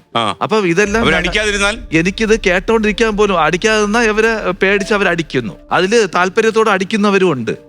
അതാണ് ഇവനെ. അപ്പം ഞാൻ എന്റെ മാനസികമായ ഇതൊന്നും കേൾക്കാനുള്ള കഴിവ് പോലും ഇല്ല. വാർത്തകളൊന്നും ഞാൻ അപ്പൊ കേൾക്കൂലായിരുന്നു. ആന്റി റാഗിംഗ് കമ്മിറ്റിയുടെ റിപ്പോർട്ടില്ലേ ഒരു കുട്ടി ഇങ്ങനെ അടിച്ചിട്ട് കരഞ്ഞുകൊണ്ട് ഓടിപ്പോയി, ഒരു കുട്ടിയുടെ കാര്യം മാത്രമേ പറയണുള്ളൂ. ആ കുട്ടി അതെ വിഷമിച്ച് പോയിട്ടുള്ള ഒരു കുട്ടി മാത്രമേ ഉള്ളൂ. ബാക്കി എല്ലാവരും അവർ പറയുമ്പോൾ തന്നെ താല്പര്യത്തോടെ അടിച്ചു എന്നാണ് അറിയാൻ പറ്റുന്നത്. അപ്പം ഈ ഞാൻ പറയുന്ന നേരത്തെ സിദ്ധാർത്ഥന്റെ അമ്മ പറഞ്ഞ പോലെ അവന്റെ ഉറ്റ സുഹൃത്തുക്കള് അവര് അടിക്കുമ്പോൾ അവന്റെ അവരെ എങ്ങനെ കണ്ടു കാണും എന്നുള്ള ആ ചിന്ത വരുമ്പോൾ ഇത് നമുക്ക് മനസ്സ് പിടഞ്ഞു പോവുകയാണ്. അതോടൊപ്പം സാറേ, മരണവുമായിട്ട് ബന്ധപ്പെട്ട് ഞാൻ അവിടെ പോകുമ്പോൾ എല്ലാവരും പറഞ്ഞു, ആദ്യം ഞാൻ ഇത് ആത്മഹത്യയാണെന്നല്ലോ ഞങ്ങൾ വിചാരിച്ചിരുന്നത്. ആ മനസ്സിൽ ഇതിരുന്നു അവൻ എന്തോ മനോവിഷമത്തിൽ അവൻ ആത്മഹത്യ ചെയ്തു എന്നുള്ള ഇതിലിരിക്കുമ്പോൾ അവനെ ഉപദ്രവിച്ചു, ഇങ്ങനെയൊക്കെ ചെയ്താണ് അവൻ മരണപ്പെട്ടെന്ന് പറയുമ്പോൾ എനിക്കത് താങ്ങാൻ കഴിഞ്ഞില്ല. ഞാനത് വിശ്വസിച്ചില്ല. കാരണം എൻ്റെ മനസ്സിൻ്റെ ഉള്ളിൽ ഞാൻ പറയുന്നത് അങ്ങനെ ആവല്ലേ എന്നാണ്. കാരണം അവൻ ഒരിക്കൽ പോലും ഞങ്ങൾ ദേഹത്ത് തൊട്ടിട്ട് പോലും ഇല്ലാത്തൊരു കുട്ടിക്ക് ഇത്രയും വേദന കൊണ്ട് അവൻ മരിക്കല്ലേ എന്നാണ് ഞാൻ ആഗ്രഹിച്ചുകൊണ്ടിരുന്നത്. അപ്പൊ ആത്മഹത്യ ചെയ്തുവെങ്കിൽ അവൻ്റെ മാനസികമായ അവസ്ഥ, ആ താല്പര്യത്തോടെയാണ് ഞാൻ പോലും ഇരുന്നത്. പക്ഷെ പിന്നീട് ഇദ്ദേഹം പോലെ ഇതുപോലുള്ള ദൈവതുല്യനായ ഈ വ്യക്തികളിൽ നിന്ന് ഞങ്ങൾക്ക് അറിയാൻ കഴിഞ്ഞത് മനസ്സിനെ വളരെയേറെ വേദനിപ്പിക്കുന്നതും ഈ ഇത്രയും കൊടിയ പീഡനം എന്ന് വെച്ചാൽ 9 മണിക്ക് തുടങ്ങിയ പീഡനം ആന്റി റാങ്കിംഗ് കമ്മിറ്റി തീരുമാനം ചർച്ച റിപ്പോർട്ട് പ്രകാരം 2 മണി വരെ തുടർന്നു എന്നാണ്. വീട്ടും അടുത്ത ദിവസവും അത് തുടർന്നു എന്നാണ്. അതേപോലെ നേരത്തെ സിദ്ധാർത്ഥിന്റെ അച്ഛൻ പറഞ്ഞു അവനെ ഉപദ്രവിച്ച കാര്യം 8 മാസത്തെ പീഡനം ഉണ്ടായിരുന്നു. സാറേ, ഈ 8 മാസം എന്ന് പറഞ്ഞാൽ അവിടുത്തെ അലിഖിത നിയമമാണ്. സാധാരണ പോലീസ് സ്റ്റേഷനിൽ ഒരു പ്രതി ചെന്ന് ഒപ്പിടും പോലെ രാവിലെ ചെന്ന് ഒപ്പിടണം, വൈകുന്നേരം ചെന്ന് ഒപ്പിടണം. ഈ സമയത്താണ് കഴിഞ്ഞ ഡിസംബറിൽ അവന്റെ ബർത്ത്ഡേ വരുന്നത്. ബർത്ത്ഡേ അന്ന് ഇവൻ വീട്ടിൽ വന്ന് പറഞ്ഞ ഒരു കാര്യമേ ഉള്ളൂ, ഇവനെ വിവസ്ത്രനാക്കി നിർത്തിയിട്ട് കുറച്ച് കഴിഞ്ഞവൻ പറഞ്ഞു, ചേട്ടന്മാര് പറഞ്ഞു സ്നാക്സും അവർക്ക് മദ്യപിക്കാനുള്ള സാധനങ്ങൾ വാങ്ങിച്ചുകൊണ്ട് കൊടുക്കാൻ പറഞ്ഞു. അതെല്ലാം ഞാൻ വാങ്ങിച്ചുകൊണ്ട് കൊടുത്തു. അത്രേ ഉള്ളൂ ഞങ്ങളെ വീട്ടിൽ വന്ന് പറഞ്ഞ കാര്യം. അപ്പൊ ഞാൻ പറഞ്ഞു ഇങ്ങനെയൊക്കെ ഉണ്ടോ എന്ന് ചോദിച്ചാൽ പറഞ്ഞു അത് ചെയ്തില്ലെങ്കിൽ ബുദ്ധിമുട്ടാണ് മാമ എന്ന് മാത്രമേ പറഞ്ഞുള്ളൂ. പക്ഷെ വാർത്തയിലൂടെയാണ് അറിയാൻ കഴിഞ്ഞത് അവൻ ആ തൂണിൽ കെട്ടിയിട്ട് ചുറ്റും പെട്രോൾ ഒഴിച്ച് കത്തിക്കുമെന്ന് ഭീഷണിപ്പെടുത്തി. പെട്രോൾ ഒഴിച്ചു, പക്ഷെ കത്തിച്ചില്ല, ഭീഷണിപ്പെടുത്തി. അപ്പൊ ഇത്തരത്തിലുള്ള കാര്യം നടന്നിട്ടും ജന്മദിനത്തിന്റെ അന്ന് അവൻ വീട്ടിൽ വന്ന് പറയുന്നില്ല. പക്ഷെ അവനത് പഠിക്കാനുള്ള താല്പര്യം കൊണ്ടായിരിക്കും. അപ്പൊ ഇതെല്ലാം അവിടെ നടന്ന കാര്യങ്ങൾ ഞങ്ങൾ അറിഞ്ഞപ്പോഴാണ് ഞങ്ങൾക്ക് ഇത് അവിടെ വ്യക്തമായിട്ട് ഇത് സാധാരണ ആത്മഹത്യയല്ല, ഇതൊരു കൊലപാതകമാണെന്ന് എത്തുകയും അത് ഞങ്ങൾ ആദ്യമായിട്ട് ADGPക്ക് പരാതി കൊടുത്ത് തുടക്കം ഇട്ടു. അതിന് തൊട്ടടുത്ത ദിവസം തന്നെ ഞങ്ങൾ ബഹുമാനപ്പെട്ട ഗവർണറെ കണ്ടാണ് ആദ്യമായിട്ടൊരു പരാതി കൊടുക്കുന്നത്. വളരെ വളരെ വളരെ നല്ല രീതിയിലാണ് അദ്ദേഹം ഞങ്ങളുടെ അടുത്ത് പെരുമാറുകയും സിദ്ധാർത്ഥിന്റെ അച്ഛനെ കെട്ടിപ്പിടിച്ചോണ്ട് കരഞ്ഞുകൊണ്ടാണ് അദ്ദേഹം ഇതെല്ലാം കേട്ടോണ്ടിരുന്നത്. അദ്ദേഹം അന്ന് തന്നെ നമ്മളടുത്ത് പറഞ്ഞു നിങ്ങൾക്ക് ഉചിതമായ ഞാൻ നിങ്ങളോടൊപ്പം ഉണ്ട്. 10ഓളം പേരെ ഉടനെ തന്നെ പൊളിറ്റിക്കൽ സെക്രട്ടറിയോട്ട് നിയമം എല്ലാവരെയും ആ ഓഫീസിൽ ആരൊക്കെ ഉണ്ടോ എല്ലാവരും വിളിച്ചു വരുത്തി ഇതിനെക്കുറിച്ച് പഠിക്കാൻ പറയുകയും ഞങ്ങളുടെ മുന്നേ വെച്ച് പഠിക്കാൻ പറയുകയും അടുത്ത ദിവസം തന്നെ അതിൻ്റെ തുടർ നടപടികൾ ആരംഭിക്കുകയും ചെയ്തു. നേരത്തെ സിദ്ധാർത്ഥിന്റെ അച്ഛൻ പറഞ്ഞതിൽ ഒരു തെറ്റുണ്ട് സാർ. ആദ്യത്തെ VCയും ഞങ്ങളെ വീട്ടിൽ വന്നിരുന്നു. നേരത്തെ ഡീനിന്റെ കാര്യം പറഞ്ഞിരുന്നു. ഡീന് സ്പെഷ്യൽ ബ്രാഞ്ച് ഓഫീസറുടെ എൻക്വയറി നടത്തുകയും SI പോലീസ് ഉള്ള ഒരു 3ഓ 4ഓ ടീമിന്റെ കൂടെയാണ് ഇദ്ദേഹം വരുന്നത്. ഞങ്ങൾ ആരും ഒരു കാര്യം ചോദിക്കുകയോ അദ്ദേഹത്തിന് മോശമായിട്ട് സംസാരിക്കുകയോ ചെയ്തില്ല. അടുത്ത ദിവസം തന്നെ VC വന്നു. VC എന്ന് പറഞ്ഞാൽ ആദ്യത്തെ VC വളരെ വെപ്രാളത്തോടു കൂടി വന്നിരിക്കുന്നു. അദ്ദേഹം പോലീസിനെയൊന്നും കൊണ്ടുവന്നില്ല, വളരെ മാന്യമായിട്ട് തന്നെ വന്നു, കാര്യങ്ങൾ ധരിപ്പിച്ചു. അപ്പൊ നമ്മളിത് സാറ് എന്താണ് സംഭവിച്ചത്, അത് എനിക്കൊന്നും അറിയില്ല, ഞാൻ റിപ്പോർട്ട് ചോദിച്ചു, അത് വരുന്നുണ്ട് ഇത് വരുന്നുണ്ട്, അതിനെക്കുറിച്ച് അന്വേഷിക്കാമെന്ന് പറഞ്ഞു. അടുത്ത ദിവസം തന്നെ ഗവർണർ ഞങ്ങളെ വീട്ടിൽ വരുന്നു. VC പോയി, അടുത്ത ദിവസം ഗവർണർ വീട്ടിൽ വരുന്നു. വീട്ടിൽ വന്ന് സിദ്ധാർത്ഥിന്റെ അമ്മയും കണ്ടു. വളരെ വിഷമത്തോടു കൂടി അദ്ദേഹം ഇറങ്ങിപ്പോയി. 2 മണിക്കൂർ കഴിഞ്ഞപ്പോഴുള്ള വാർത്ത എന്ന് പറയുന്നത് VCയെ സസ്പെൻഡ് ചെയ്തു എന്നാണ്, VCയെ പുറത്താക്കി എന്നാണ്. VCയെ പുറത്താക്കി അടുത്ത ദിവസങ്ങളിൽ തന്നെ പുതിയ VC വരുന്നു. അദ്ദേഹവും വീട്ടിൽ വന്നിട്ട് ഇതേ പല്ലവി തന്നെ പറഞ്ഞു ഞാൻ നിങ്ങൾക്ക് ഉചിതമായ തീരുമാനം എടുത്തു തരും, മുഖം നോക്കാതെ നടപടി എടുക്കുമെന്ന് പോകുന്നു. പക്ഷെ അദ്ദേഹം ഒരു ഉപകാരം ചെയ്തു, കാന്തനാഥനെയും നാരായണനെയും സസ്പെൻഡ് ചെയ്തു. 2 പേരെ സസ്പെൻഡ് ചെയ്ത് ആ റിപ്പോർട്ട് വെച്ച് അദ്ദേഹത്തിന്റെ പ്രഷറായിരിക്കാം, ഞാൻ സിദ്ധാർത്ഥിന്റെ അച്ഛൻ വിവരിച്ചു കഴിഞ്ഞു. അത് 33 വരെ സസ്പെൻഡ് ചെയ്ത കേസ് വന്നു. ഗവർണർ ഉടനെ തന്നെ എല്ലാ സ്ഥലത്തും അദ്ദേഹം കൃത്യമായി ഇടപെടുന്നു. ഗവർണർ ഇടപെടുന്നു. ഞങ്ങൾ പറയും മുന്നേ തന്നെ ഗവർണർ ഇടപെടുന്നു. അദ്ദേഹത്തിനോട് രാജി ആവശ്യപ്പെടുന്നു, അദ്ദേഹത്തിനെ പുറത്താക്കുന്നു, പുതിയ VCയെ വീണ്ടും നിയമിക്കുന്നു. പുതിയ VC ഞങ്ങൾക്ക് വളരെ താല്പര്യത്തോട് സംസാരിക്കുകയും അദ്ദേഹം കാണാൻ പോലും തയ്യാറായില്ല. കാരണം അദ്ദേഹം പറഞ്ഞത് എല്ലാവരും വന്ന് കണ്ടിട്ട് നിങ്ങളടുത്ത് ഇത് പറഞ്ഞിട്ട് പോകുന്നു, അവിടെ ചെന്ന് തെറ്റ് ചെയ്യുന്നു, അതുകൊണ്ട് എനിക്ക് വരാൻ മതി. ഞാൻ ഇല്ല സർ വരണം, കുഴപ്പമില്ല. അദ്ദേഹം വന്ന് കണ്ടു, അദ്ദേഹം ഉചിതമായ കുറച്ച് തീരുമാനങ്ങൾ എടുത്തു എന്നാണ് എനിക്ക് അറിയാൻ കഴിയും. ഒരു ജുഡീഷ്യൽ എൻക്വയറി ഉടനെ തന്നെ ഗവർണർ പറഞ്ഞു ഞാൻ വേറൊരു തീരുമാനം കൂടെ എടുക്കുന്നുണ്ട്, നിങ്ങൾ താമസിയാതെ അത് അറിയുമെന്ന്. അപ്പോഴാണ് അറിയുന്നത് ഒരു ജുഡീഷ്യൽ എൻക്വയറി എന്ന്. അതോടൊപ്പം സാർ ഒരു ആടിയുണ്ട്, ഇത് നമ്മുടെ ഡീനിന്റെ കാര്യം. ഡീന് വ്യക്തമായ ഡീനിന്റെ അറിവോട് കൂടിയാണ് ഈ കൊലപാതകം നടന്നിട്ടുള്ളത്. നമ്മുടെ ആന്റി റാങ്കിംഗ് കമ്മിറ്റി ഒരു കണ്ടെത്തലും കൂടെ ഉണ്ട് സാർ. സിദ്ധാർത്ഥനെ മർദ്ദിച്ച വിവരം കാന്തനാഥൻ അറിഞ്ഞിരുന്നു എന്നാണ്. കാന്തനാഥന് അറിവുണ്ടായിരുന്നു സിദ്ധാർത്ഥനെ മർദ്ദിച്ച കാര്യം. കാന്തനാഥൻ അറിയുന്നുവെങ്കിൽ ഡീൻ അറിഞ്ഞിട്ടുണ്ടായിരിക്കണം. അപ്പം അവൻ ഇടപെട്ടിട്ടില്ല. മരിച്ചിട്ട് പോലും അവര് ഈ മർദ്ദന വിവരം ഞങ്ങളെ അറിയിക്കുന്നില്ല. സാർ അത് ആലോചിക്കണം. ഞങ്ങൾ കാന്തനാഥനും ഡീനും ഇവർ നിൽക്കുന്ന ടീമിന്റെ ഫ്രണ്ടിൽ നിന്ന് സംസാരിക്കുമ്പോഴും കാന്തനാഥനും ഡീനും അറിയാത്തതുപോലെ ഇതൊരു ആത്മഹത്യയാണെന്ന് പറയുന്നു. മർദ്ദനം ഇവർ അറിഞ്ഞിരുന്നു എന്നാണ് ഇപ്പോഴത്തെ റിപ്പോർട്ട്. അപ്പം ഇവര് 2 പേരും കൃത്യമായി പ്രതികളാണ്. അപ്പൊ ഇവരെ ഇതുവരെ പോലീസ് ചോദ്യം ചെയ്തതായിട്ട് കാണുന്നില്ല. അതോടൊപ്പം തന്നെ SI മണിയെ ചോദ്യം ചെയ്തതായിട്ട് കാണുന്നില്ല. അക്ഷയെ ചോദ്യം ചെയ്തിട്ടില്ല. നേരത്തെ പറഞ്ഞ പെൺകുട്ടി, ആ പെൺകുട്ടിയെ ഇതുവരെയും ചോദ്യം ചെയ്യുന്നില്ല. ആ പെൺകുട്ടിയുടെ കാര്യം നേരത്തെ പറയും സാറേ, മരണം കഴിഞ്ഞ് 18-ാം തീയതി വൈകുന്നേരമാണ് ഈ പരാതി കൊടുക്കുന്നത്. അത് ഉറപ്പാണ് സാർ. പരാതി ഉറപ്പിക്കാൻ കഴിയും. അതെ, പരാതി കൊടുത്തിരിക്കുന്നത് പരാതിയിൽ സമയം വെക്കണമെന്നില്ലല്ലോ. അതെ, പരാതി എഴുതിയിരിക്കുന്നത് ആ കുട്ടിയല്ല, വേറൊരു SFIന്റെ നേതാവ് പെൺകുട്ടിയാണ് എഴുതിയിരിക്കുന്നത്. ആ പെൺകുട്ടി കൊടുത്തിരിക്കുന്നത് SFI യൂണിറ്റ് സെക്രട്ടറിക്കാണ് പരാതി കൊടുത്തിരിക്കുന്നത്. ഇത് അവരുടെ ഇന്റേണൽ കമ്മിറ്റിക്കല്ല. ആ SFI ആണ് ഇന്റേണൽ കമ്മിറ്റിക്ക് കൊടുക്കുന്നത്. ഈ പരാതിയിൽ മേൽ തീർപ്പ് കൽപ്പിക്കുമ്പോൾ സിദ്ധാർത്ഥൻ ജീവനോടെ ഇല്ല എന്നുള്ള വാദം പറയുന്നുണ്ടല്ലോ. ഈ പരാതിയെക്കുറിച്ച് ഇതുവരെയും ഇന്റേണൽ കമ്മിറ്റി പോലീസിന് വിവരം കൊടുത്തിട്ടില്ല. ആ പരാതി പോലീസിന് കൈമാറിയിട്ടില്ല. തീരുമാനം പോലീസിന് കൈമാറിയിട്ടില്ല. ഈ പരാതി ഇന്ന് എവിടെയാണെന്ന് ചോദിച്ചു കഴിഞ്ഞാൽ SFI തിരിച്ചു വാങ്ങിച്ചോണ്ട് പോയി. അവരെ കോളേജിലെ ഇന്റേണൽ കമ്മിറ്റിയിൽ നിന്ന് SFI യൂണിറ്റ് വാങ്ങിച്ചോണ്ട് പോയി. സിദ്ധാർത്ഥൻ മരിച്ചു പോയതുകൊണ്ട് തീരുമാനം എടുക്കാൻ കഴിയില്ല എന്നാണ് അവരുടെ ക്ലോസിംഗ്. അതിനകത്ത് ഒപ്പിട്ടിരിക്കുന്ന ഇന്റേണൽ കമ്മിറ്റിയിലെ മെമ്പർ എന്ന് പറയുന്നത് ഇന്ന് ജയിലിൽ കിടക്കുന്ന ആളാണ്. അപ്പം ആ ജയിലിൽ കിടക്കുന്ന ആള്, പ്രതിയായ ആൾ എങ്ങനെ ഇതിനകത്ത് ഒപ്പിട്ടു? 2 ദിവസം കഴിയപ്പോഴാണ് അവ അറസ്റ്റ് ആവപ്പെടുന്നത്. അപ്പം പിന്നെ ഇതിലുള്ള സുതാര്യത നമ്മൾ എന്ത് പറയണം സാർ? പ്രിയപ്പെട്ട പ്രേക്ഷകരെ, ഇനി നമ്മൾ പോകുന്നത് ലോജിക് ടൈമിലേക്കാണ്. കഴിഞ്ഞ ആഴ്ച ചോദിച്ച ചോദ്യം ഇതായിരുന്നു: താഴെ പറയുന്നതിൽ തെറ്റായ അക്കൗണ്ടിംഗ് സമവാക്യം ഏതാണ്? കഴിഞ്ഞ ആഴ്ചയിൽ പറഞ്ഞ തെറ്റായ സമവാക്യം ഇതായിരുന്നു: ആസ്തികൾ സമം ബാധ്യതകൾ മൈനസ് മൂലധനം, assets equal to liabilities minus capital. Logic ടൈമിൽ ഒരുപാട് പേര് ശരിയുത്തരം വഹിച്ചു. അവരിൽ നിന്ന് തിരഞ്ഞെടുക്കപ്പെട്ടത് ഉദയം പേരൂരിലെ അമൃതേശ്വർ ആണ്. കൺഗ്രാറ്റുലേഷൻസ് അമൃതേശ്വർ. പ്രേക്ഷകർക്ക് ഇനി ഇന്നത്തെ ചോദ്യം: ഇന്ത്യയിൽ നിലവിൽ സ്വർണത്തിന്റെ GST നിരക്ക് എത്ര ശതമാനമാണ്? Option A 3%, option B 5%, option C 8%, option D 12%. What is the present GST rate of gold in India? Option A 3%, option B 5%, option C 8%, option D 12%. ക്വിസിൽ പങ്കെടുക്കുന്ന കൊമേഴ്സിൽ ഉപരിപഠനം ആഗ്രഹിക്കുന്ന വിദ്യാർത്ഥികൾക്ക് ഇനി പറയുന്ന വാട്സ്ആപ്പ് നമ്പറിൽ ശരി ഉത്തരം അയക്കാം. തെരഞ്ഞെടുക്കപ്പെടുന്ന വിജയിക്ക് ലോജിക് സ്കൂൾ ഓഫ് മാനേജ്മെന്റിൽ CA, CMA, ACCA, CPA തുടങ്ങിയ കോഴ്സുകൾ സ്കോളർഷിപ്പോടെ പഠിക്കാനുള്ള അവസരവും ക്യാഷ് പ്രൈസും ഉണ്ടായിരിക്കും. ഇപ്പോൾ തന്നെ നിങ്ങൾ ഇതിൽ കാണുന്ന വാട്സ്ആപ്പ് നമ്പറിലേക്ക് ശരി ഉത്തരം അയക്കുക. നിങ്ങളെ രാഹുൽ ഗാന്ധിയും പ്രിയങ്ക ഗാന്ധിയും നിങ്ങൾ പോയി കണ്ടിരുന്നു. എന്താ അവര് പറഞ്ഞത്? ശരിക്കും ഞാൻ പോയി പറഞ്ഞിരുന്നു. പ്രിയങ്ക ഗാന്ധി കാണാനല്ല ശരിക്കും ഞാൻ പോയത്. ഞാൻ രാഹുൽ ഗാന്ധിയെ കാണാൻ പോയതെന്ന് പറഞ്ഞാൽ അവിടുത്തെ ഒരു സിറ്റിംഗ് MP ഇപ്പൊ ഇലക്ഷൻ നടക്കുന്നു, ശരി തന്നെയാണ്. ഇപ്പോൾ MP ഇലക്ഷൻ നടക്കുന്നു. പക്ഷെ ഇപ്പൊ അവിടുത്തെ ഒരു സിറ്റിംഗ് MP സിറ്റിംഗ് MPക്ക് എനിക്ക് അവിടുത്തെ ഈ കാര്യം ഒന്ന് അറിയിക്കണം. അതിനു മുമ്പ് ഞാൻ എല്ലാവർക്കും നിവേദനം കൊടുത്തു. മുഖ്യമന്ത്രി, ഗവർണർ, അങ്ങനെയുള്ള എല്ലാവർക്കും, മനുഷ്യാവകാശ കമ്മീഷൻ, ADGP, അങ്ങനെയുള്ള എല്ലാവർക്കും. പക്ഷെ അവിടുത്തെ സിറ്റിംഗ് MPക്ക് കൊടുക്കാൻ പറ്റിയില്ല. അതിന് കൊടുത്ത് എനിക്ക് കാര്യം പറയണം.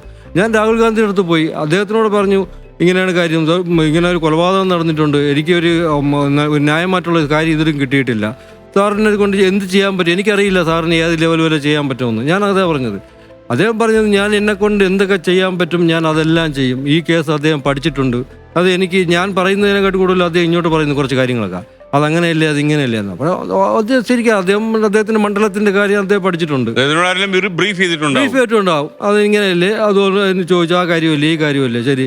അദ്ദേഹം അടുത്തുനിന്ന് ഉദ്യോഗസ്ഥരോട് അപ്പോഴും നിർദ്ദേശം കൊടുത്തു, ചെയ്യുവോ ഇല്ലയോ എന്നുള്ള കാര്യമൊന്നുമല്ല. പക്ഷേ ആ സമയത്ത് പ്രിയങ്ക ഗാന്ധി തൊട്ട് മാറിയിരിക്കുകയായിരുന്നു. മാഡം എൻ്റെ അടുത്തോട്ട് വന്നു. അപ്പോൾ അവർക്ക് കുറച്ച് കാര്യങ്ങളാണ്, മാഡത്തിന് കുറച്ച് കാര്യം അറിയാം, ഔട്ട്ലൈനെ അറിയാവൂ. ബാക്കി എൻ്റെ അടുത്ത് ഇരുന്നിട്ട് കറക്റ്റായിട്ട് എന്താണ് കാര്യമെന്ന് ചോദിച്ചു, എല്ലാം വിശദീകരിക്കണമെന്ന് പറഞ്ഞു. ഞാൻ വിശദീകരിച്ചു കൊടുത്തു. അടുത്തിരുന്ന മന്ത്രി ഉണ്ടായിരുന്നു, അതുപോലെ KC വേണുഗോപാൽ സാർ ഉണ്ടായിരുന്നു, അദ്ദേഹവും വിവരിച്ചു കൊടുത്തു. ഞാനും വിവരിച്ചു കൊടുത്തു, ഇങ്ങനെയൊക്കെയാണ് സംഭവം, ഇതിനു വേണ്ടിയാണ് ഞാൻ വന്നത്, ഞാൻ ഇതിനു വേണ്ടി ഇവിടെയല്ല, ഞാൻ പലയിടത്തും പോകുന്നുണ്ട്. അപ്പോഴേ ശരിക്കും പറഞ്ഞാൽ മാഡത്തിന് ഭയങ്കര വിഷമമായി ഇപ്പോൾ ഇത് കേട്ടോണ്ടിരുന്നിട്ട്. അല്ല, എന്നെ അത്ഭുതപ്പെടുന്ന ഒരു കാര്യം, നമ്മൾ ഈ കുട്ടികളൊക്കെ വിദേശത്തേക്ക് പോകുന്നു, അവിടെ പഠിക്കാൻ പോയ വിദ്യാർത്ഥികൾ ആരും മടങ്ങി വരുന്നില്ല, ഇവിടെ അവസാനം ഈ യങ്സ്റ്റേഴ്സ് ഒന്നും കാണത്തില്ല എന്നൊക്കെ നമ്മൾ വിലപിക്കുന്ന ഒരു കാലത്ത് പരസ്യ വിചാരണ, നഗ്നയാക്കി നടത്തൽ, ഹോസ്റ്റൽ മുറി ഇടിമുറിയാക്കി മാറ്റുന്നു, ഇതൊക്കെ ചെയ്യുന്ന ആ സാങ്കല്പിക കസേരയിൽ ഇരുത്തുന്നു. ഈ റാഗിംഗ് ഒക്കെ ചെയ്യുന്ന ആളുകൾ തന്നെയാണ് പിറ്റേന്ന് ഇറങ്ങിയെന്ന് മാധ്യമങ്ങളോട് സംസാരിക്കുന്നത്. കുട്ടികളെല്ലാം വിദേശത്ത് പോകുന്നു, എന്ത് ചെയ്യും?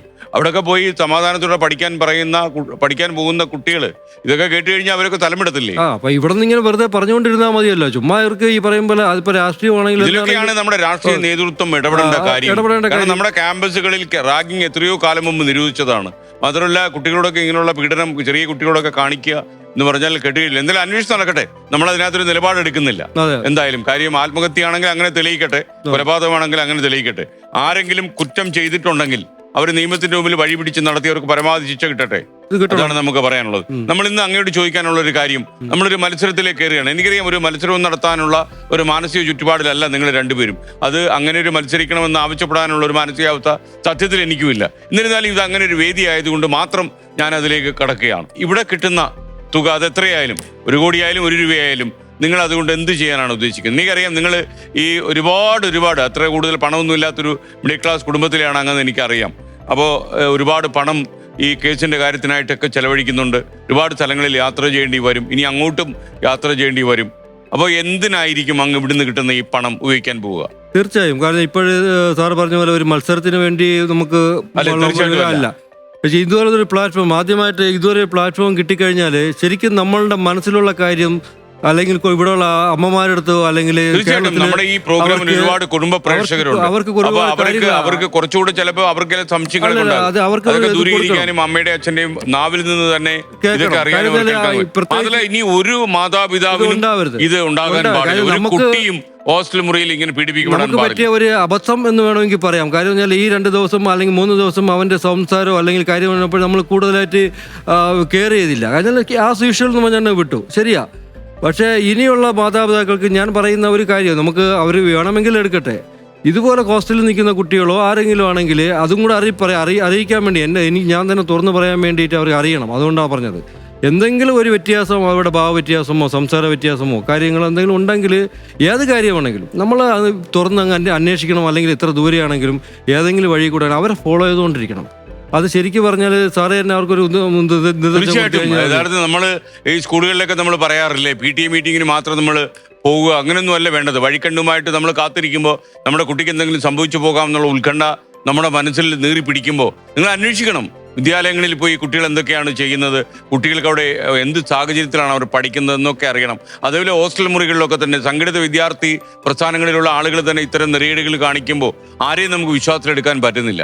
അതുകൊണ്ട് തന്നെ ഈ കോളേജുകളിൽ നിരന്തരമായി നിങ്ങൾ സന്ദർശിക്കണം, ക്ലാസ് ടീച്ചേഴ്സിനെ കാണണം, അധ്യാപകരെ കാണണം, ഉന്നതങ്ങളിലുള്ള മേധാവികളെയൊക്കെ കണ്ട് കുട്ടികൾ എങ്ങനെ പഠിക്കുന്നു എന്നൊക്കെ രക്ഷകർത്താക്കൾ അന്വേഷിക്കണം. കാരണം എന്തും സംഭവിക്കാൻ കഴിയുന്ന ഒരു ആസുര കാലത്താണ് നമ്മൾ ജീവിച്ചു പോകുന്നത്. ഒരുപക്ഷെ ഒരു ധർമ്മസങ്കടവും നമുക്ക് അത് തന്നെയാണ്. ഇപ്പം നമ്മൾ എന്തായാലും ആ രക്ഷകർത്താക്കൾ സൂക്ഷിക്കട്ടെ. കാരണം അക്രമം നടത്തുവാനും ഈ മയക്കുമരുന്നിനൊക്കെ വിധേയമായ ആളുകളൊക്കെ തന്നെ ഈ ക്യാമ്പസിലുള്ള ഒരു കാലമാണ്. നമുക്കറിയാം, അതിലേക്കൊക്കെ നമ്മൾ പോവുകയാണെങ്കിൽ ഈ പ്രോഗ്രാം കണ്ടിരിക്കുന്ന പല ആൾക്കും ഉറങ്ങാൻ പറ്റത്തില്ല. ഒരു മാധ്യമപ്രവർത്തനം എന്നുള്ള നിലയിൽ നമ്മളത് തുറന്ന് പറയുകയാണെങ്കിൽ പലപ്പോഴും അവർക്ക് ഉറക്കം കിട്ടത്തില്ല. കാര്യം അവരുടെ കുട്ടികൾക്ക് ഇതൊക്കെ സംഭവിച്ചു പോകും എന്ന ഭയം അവർക്കുണ്ടാകും. അപ്പൊ അതുകൊണ്ട് നമ്മളതൊക്കെ കുറച്ചൊക്കെ മറച്ചു വയ്ക്കുകയാണ്. എന്നാലും നിങ്ങൾ അതിനെ കുറച്ച് കാണണ്ട. ഇതൊക്കെ നമ്മുടെ നാട്ടിൽ നടക്കുന്നു. ഒരു കുറച്ചുകൂടെ ജാഗ്രത പാലിക്കട്ടെ, കുട്ടികളും ജാഗ്രത പാലിക്കട്ടെ എന്നാണ് എനിക്ക് പറയാനുള്ളത്. അപ്പോൾ നമ്മൾ മത്സരത്തിലേക്ക് നമ്മൾ കടക്കുകയാണ്. അടുത്ത ലെവലിലാണ്. ഒന്ന് പിടിച്ചോളൂ, കുട്ടിയേട്ടനെ കുറച്ചുകൂടെ ഉയർത്തും നമ്മളെ. കുട്ടിയേട്ടാ, ലെവൽ 2.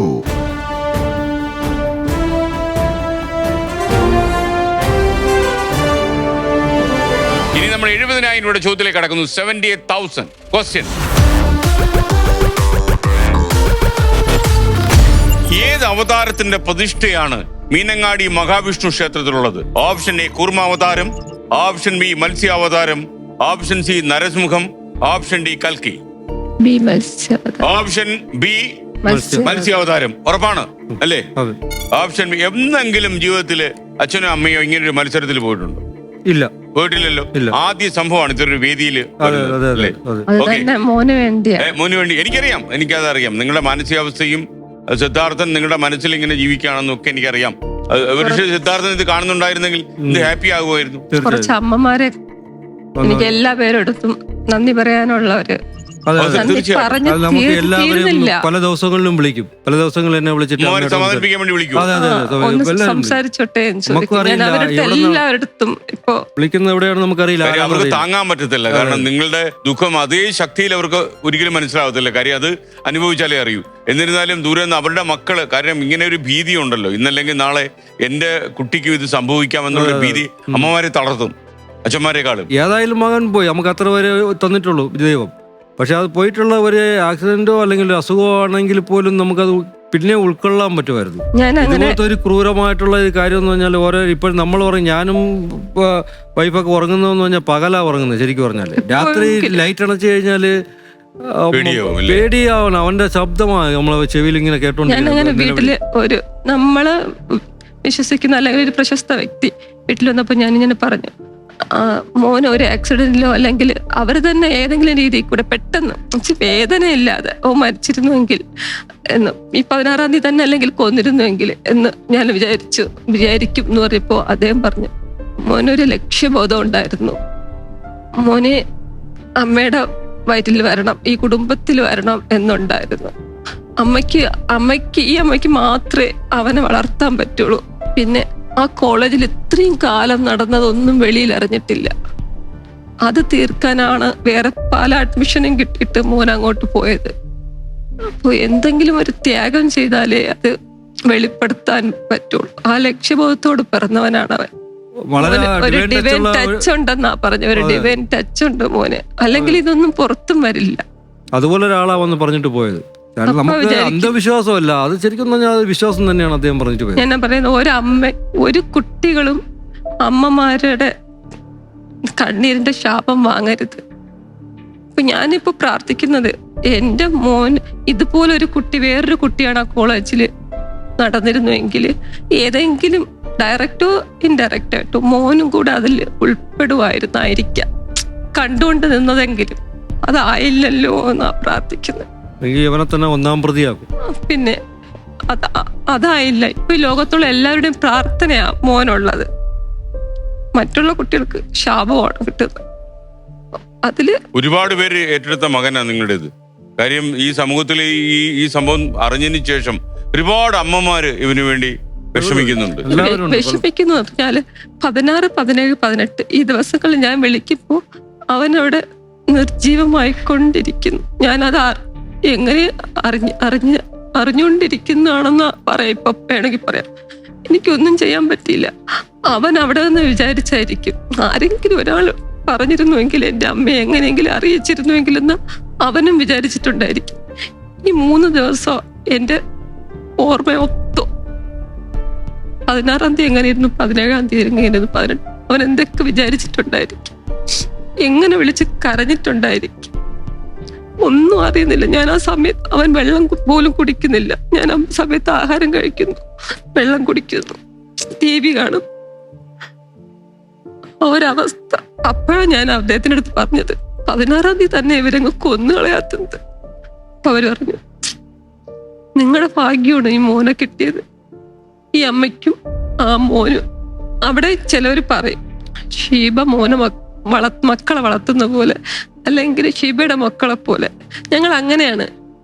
ഞങ്ങൾ 4 പേരും കൂടെ ചേർന്നാല് ഒരു എന്നെ തന്നെ അവൻ അച്ചാന്ന് വിളിക്കണത് വളരെ റെയർ ആയിട്ട് വിളിക്കുള്ളൂ. അച്ചാന്ന് വിളിക്കൂല. ഞങ്ങൾ എല്ലാരും അങ്ങോട്ടും ഇങ്ങോട്ടും അത്രയ്ക്കുള്ള സോഷ്യലാണ് അവിടെ. എവിടെ പോണ്ടേ, എന്നെ വണ്ടി എടുത്തോണ്ട് വല്ലപ്പൊരിക്കും അച്ചാന്ന് വിളിക്കും. അപ്പം ഹസ്ബൻഡ് പെട്ടെന്ന് എന്തോ ഇങ്ങനെ ചോദിക്കും. ഞാൻ ശാന്തി ഇപ്പൊ ഇങ്ങനെ എന്തോ ചോദിക്കുന്നത്, അത് വല്ല കാലത്ത് ഞാൻ കേൾക്കുന്നതാണ്. സന്തോഷത്തോടെ തമ്മിൽ അങ്ങോട്ട് പെട്ടെന്ന്. നമ്മളെ വീട്ടിൽ തന്നെ കാര്യങ്ങൾ നിയന്ത്രിക്കുന്നത് ശരിക്കും അവനാണ്. കാര്യം നിയന്ത്രിക്കുന്നത് ആ 8-ാം ക്ലാസ്സിലും 9-ാം ക്ലാസ്സൊക്കെ പഠിച്ചുകൊണ്ടിരിക്കുമ്പോഴേ തന്നെ നമ്മളത് മനസ്സിലാക്കി. അവന് അത്രയ്ക്കുള്ള പവറാ, ലീഡർഷിപ്പാണ്. നമുക്ക് തന്നെ എടുക്കാൻ പറ്റാത്തൊരു തീരുമാനത്തിൽ ഇങ്ങനെ നിൽക്കും. എന്ത് ചെയ്യണം രാവിലെ മുതൽ ആലോചിച്ചുകൊണ്ടിരിക്കുമ്പോൾ പറയാം, വെയിറ്റ് ചെയ്യും, അവൻ സ്കൂളിൽ നിന്ന് വരട്ടെ. പറഞ്ഞ ഉടനെ ഒരു സെക്കൻഡിൽ അവൻ സൊല്യൂഷൻ കാണും. ഇത് അങ്ങനെ ചെയ്യും, ഇങ്ങനെ ചെയ്യും. അവനെയും കൊണ്ട് ഇളയാളെ കൊണ്ട് പുറത്തു പോകുന്ന മൊത്തം അവനാ. ഞങ്ങൾ പുറത്ത് വേറെ കുട്ടികളെ കൂടെ വിടൂല. ഇവൻ വന്നാലും വേറെ ഫ്രണ്ട്സിന്റെ കൂടെ പുറത്തു പോകില്ല, ഇവനെ കൊണ്ട് പോകും. ഇവർ രണ്ടുപേരും മാത്രമേ പോകുള്ളൂ. ഇപ്പൊ അവനൊരു അവതാര ലക്ഷ്യം ഉണ്ടായിരുന്നിരിക്കാം, നിങ്ങളുടെ ആ സെലിബ്രിറ്റി പറഞ്ഞ പോലെ അങ്ങനെ ഉണ്ടായിരുന്നിരിക്കാം. തീർച്ചയായും. എന്തായാലും നമ്മൾ ചോദ്യത്തിലേക്ക് വരുന്നു. ഏത് അവതാരത്തിന്റെ പ്രതിഷ്ഠയാണ് മീനങ്ങാടി മഹാവിഷ്ണു ക്ഷേത്രത്തിലുള്ളത് എന്ന ചോദ്യത്തിന് നിങ്ങൾ പറഞ്ഞ ഉത്തരം ഓപ്ഷൻ ബി ആണ്, മത്സ്യ അവതാരം. ഉത്തരം ശരിയാണ്.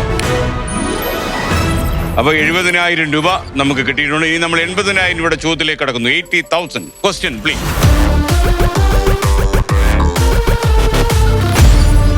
കെ മാണി പ്രതിനിധീകരിച്ച നിയമസഭാ മണ്ഡലത്തിൽ നിന്നുള്ള ഏത് എഴുത്തുകാരനാണ് അദ്ദേഹത്തെ കവിതയിൽ മാണിപ്രമാണി എന്ന് വിശേഷിപ്പിച്ചത്? Option A Ponkunnam Varkey, option B Pala Narayanan Nair, option C Thakazhi Sivasankara Pillai, option D Changampuzha Krishnapillai.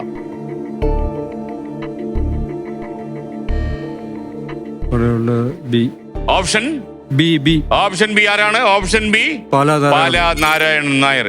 Keralam വളരുന്നു പശ്ചിമഘട്ടങ്ങളെ കീറിയും കടന്നും ചെന്ന അന്യമാം രാജ്യങ്ങളിൽ എന്ന് പാടിയ പാലാ നാരായണൻ നായർ ആണ് ശരി ഉത്തരമെന്ന് താങ്കൾ പറയുന്നു. ഉത്തരം ശരിയാണ്.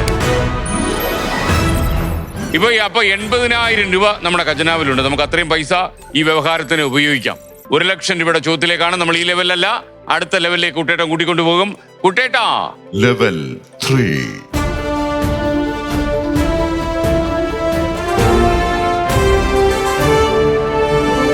അതിനിടയിൽ കുട്ടേട്ടൻ എന്തോ ഒരു ചോദ്യം ചോദിക്കാനുണ്ടെന്ന് പറഞ്ഞു. കുട്ടേട്ടാ. ജയപ്രകാശ് ആൻഡ് ഷീബ, സിദ്ധാർത്ഥന്റെ ഭാവിയിൽ വിവാഹം നടക്കാൻ പോകുന്ന ഓഡിറ്റോറിയത്തിന്റെ പേര് എവിടെ എഴുതി വെച്ചിരുന്നു എന്ന് കുട്ടേട്ടൻ മനസ്സിലാക്കുന്നു. സിദ്ധാർത്ഥൻ കല്യാണം കഴിക്കുമ്പോൾ ആ കല്യാണം നടക്കാൻ സാധ്യതയുള്ള ഓഡിറ്റോറിയത്തിന്റെ പേര് ആരെഴുതി വെച്ചു, എന്തിനെഴുതി വെച്ചു, എങ്ങനെ എഴുതി വെച്ചു? ഹോസ്റ്റൽ റൂമിലെന്നാ പറഞ്ഞത്. ഏത് ഹോസ്റ്റൽ എന്നറിയില്ല. ഫസ്റ്റ് ഇയർ ആരാ പറഞ്ഞത്? അത് അവൻ തന്നെ പറഞ്ഞത്. എന്റെ കല്യാണം അൽസാജിൽ വെച്ചാ. നമ്മുടെ കഴക്കൂട്ടത്തെ അൽസാജോ? അതെന്താ അൽസാജില്? അത് എഴുതി വെച്ചു കഴിഞ്ഞു. ഹോസ്റ്റലിൽ എഴുതി വെച്ചു. അവിടെ ആ കുട്ടികളൊക്കെ വരുന്നത്. ഇത് എത്ര കാലം മുമ്പുള്ള കഥയാണ്? ഒരു 4-5 മാസത്തിന്. ശരി. എല്ലാം അങ്ങനെയൊക്കെ പ്ലാൻ ചെയ്തിരുന്നു. ഒരുപാട് ഡോക്ടർമാരൊക്കെ വരേണ്ടതാണ്. ഒരുപാട് ഡോക്ടർമാരൊക്കെ ഡോക്ടേഴ്സ് വരേണ്ടതാണ്. കൂടെ ഉള്ളവർ 106 MBBS ചെയ്യുന്നവരാ. അതെ. ഇവൻ ഒന്നുകൂടെ ട്രൈ ചെയ്യാൻ പറഞ്ഞിട്ട് വേണ്ട, വെറ്റിനറി വേണം. അവരൊക്കെ വരുമ്പോ അൽസാജ് തന്നെ വേണം. പിന്നെ എന്റെ കല്യാണത്തിന് എല്ലാരും വൈറ്റ് ഡ്രസ് ഇട്ടുകൊണ്ട് വരണം. സീനറി മൊത്തം വൈറ്റും അല്ലെങ്കിൽ ലൈറ്റ് കളർ ആയിരിക്കണം. ഞാൻ പറഞ്ഞു, ഇപ്പോഴത്തെ ആളുകൾ ഏറ്റവും കളർഫുൾ ആയുള്ള ഡ്രസ്സാ കല്യാണത്തിന് ഇടുന്നത്. എങ്കിൽ അല്ലാത്തൊരു വരണ്ടമ്മ ഇങ്ങനെ പറഞ്ഞു. ഞാൻ നമ്മുടെ മനസ്സിൽ അപ്പോ അങ്ങനെയൊന്നും ഇല്ലല്ലോ, ചിന്തയില്ല. ഞാൻ പറഞ്ഞു, വൈറ്റ് ഡ്രസ് ഇട്ടിട്ട് ഫ്രണ്ട്സുമായിട്ടൊക്കെ നിങ്ങൾ ഫോട്ടോഷൂട്ടൊക്കെ എടുക്ക്. കല്യാണം കഴിഞ്ഞിട്ട് ഫ്രണ്ട്സും റിലേറ്റീവ്സും വൈറ്റ് ഡ്രസ്സാ ഫോട്ടോയ്ക്ക് രസം.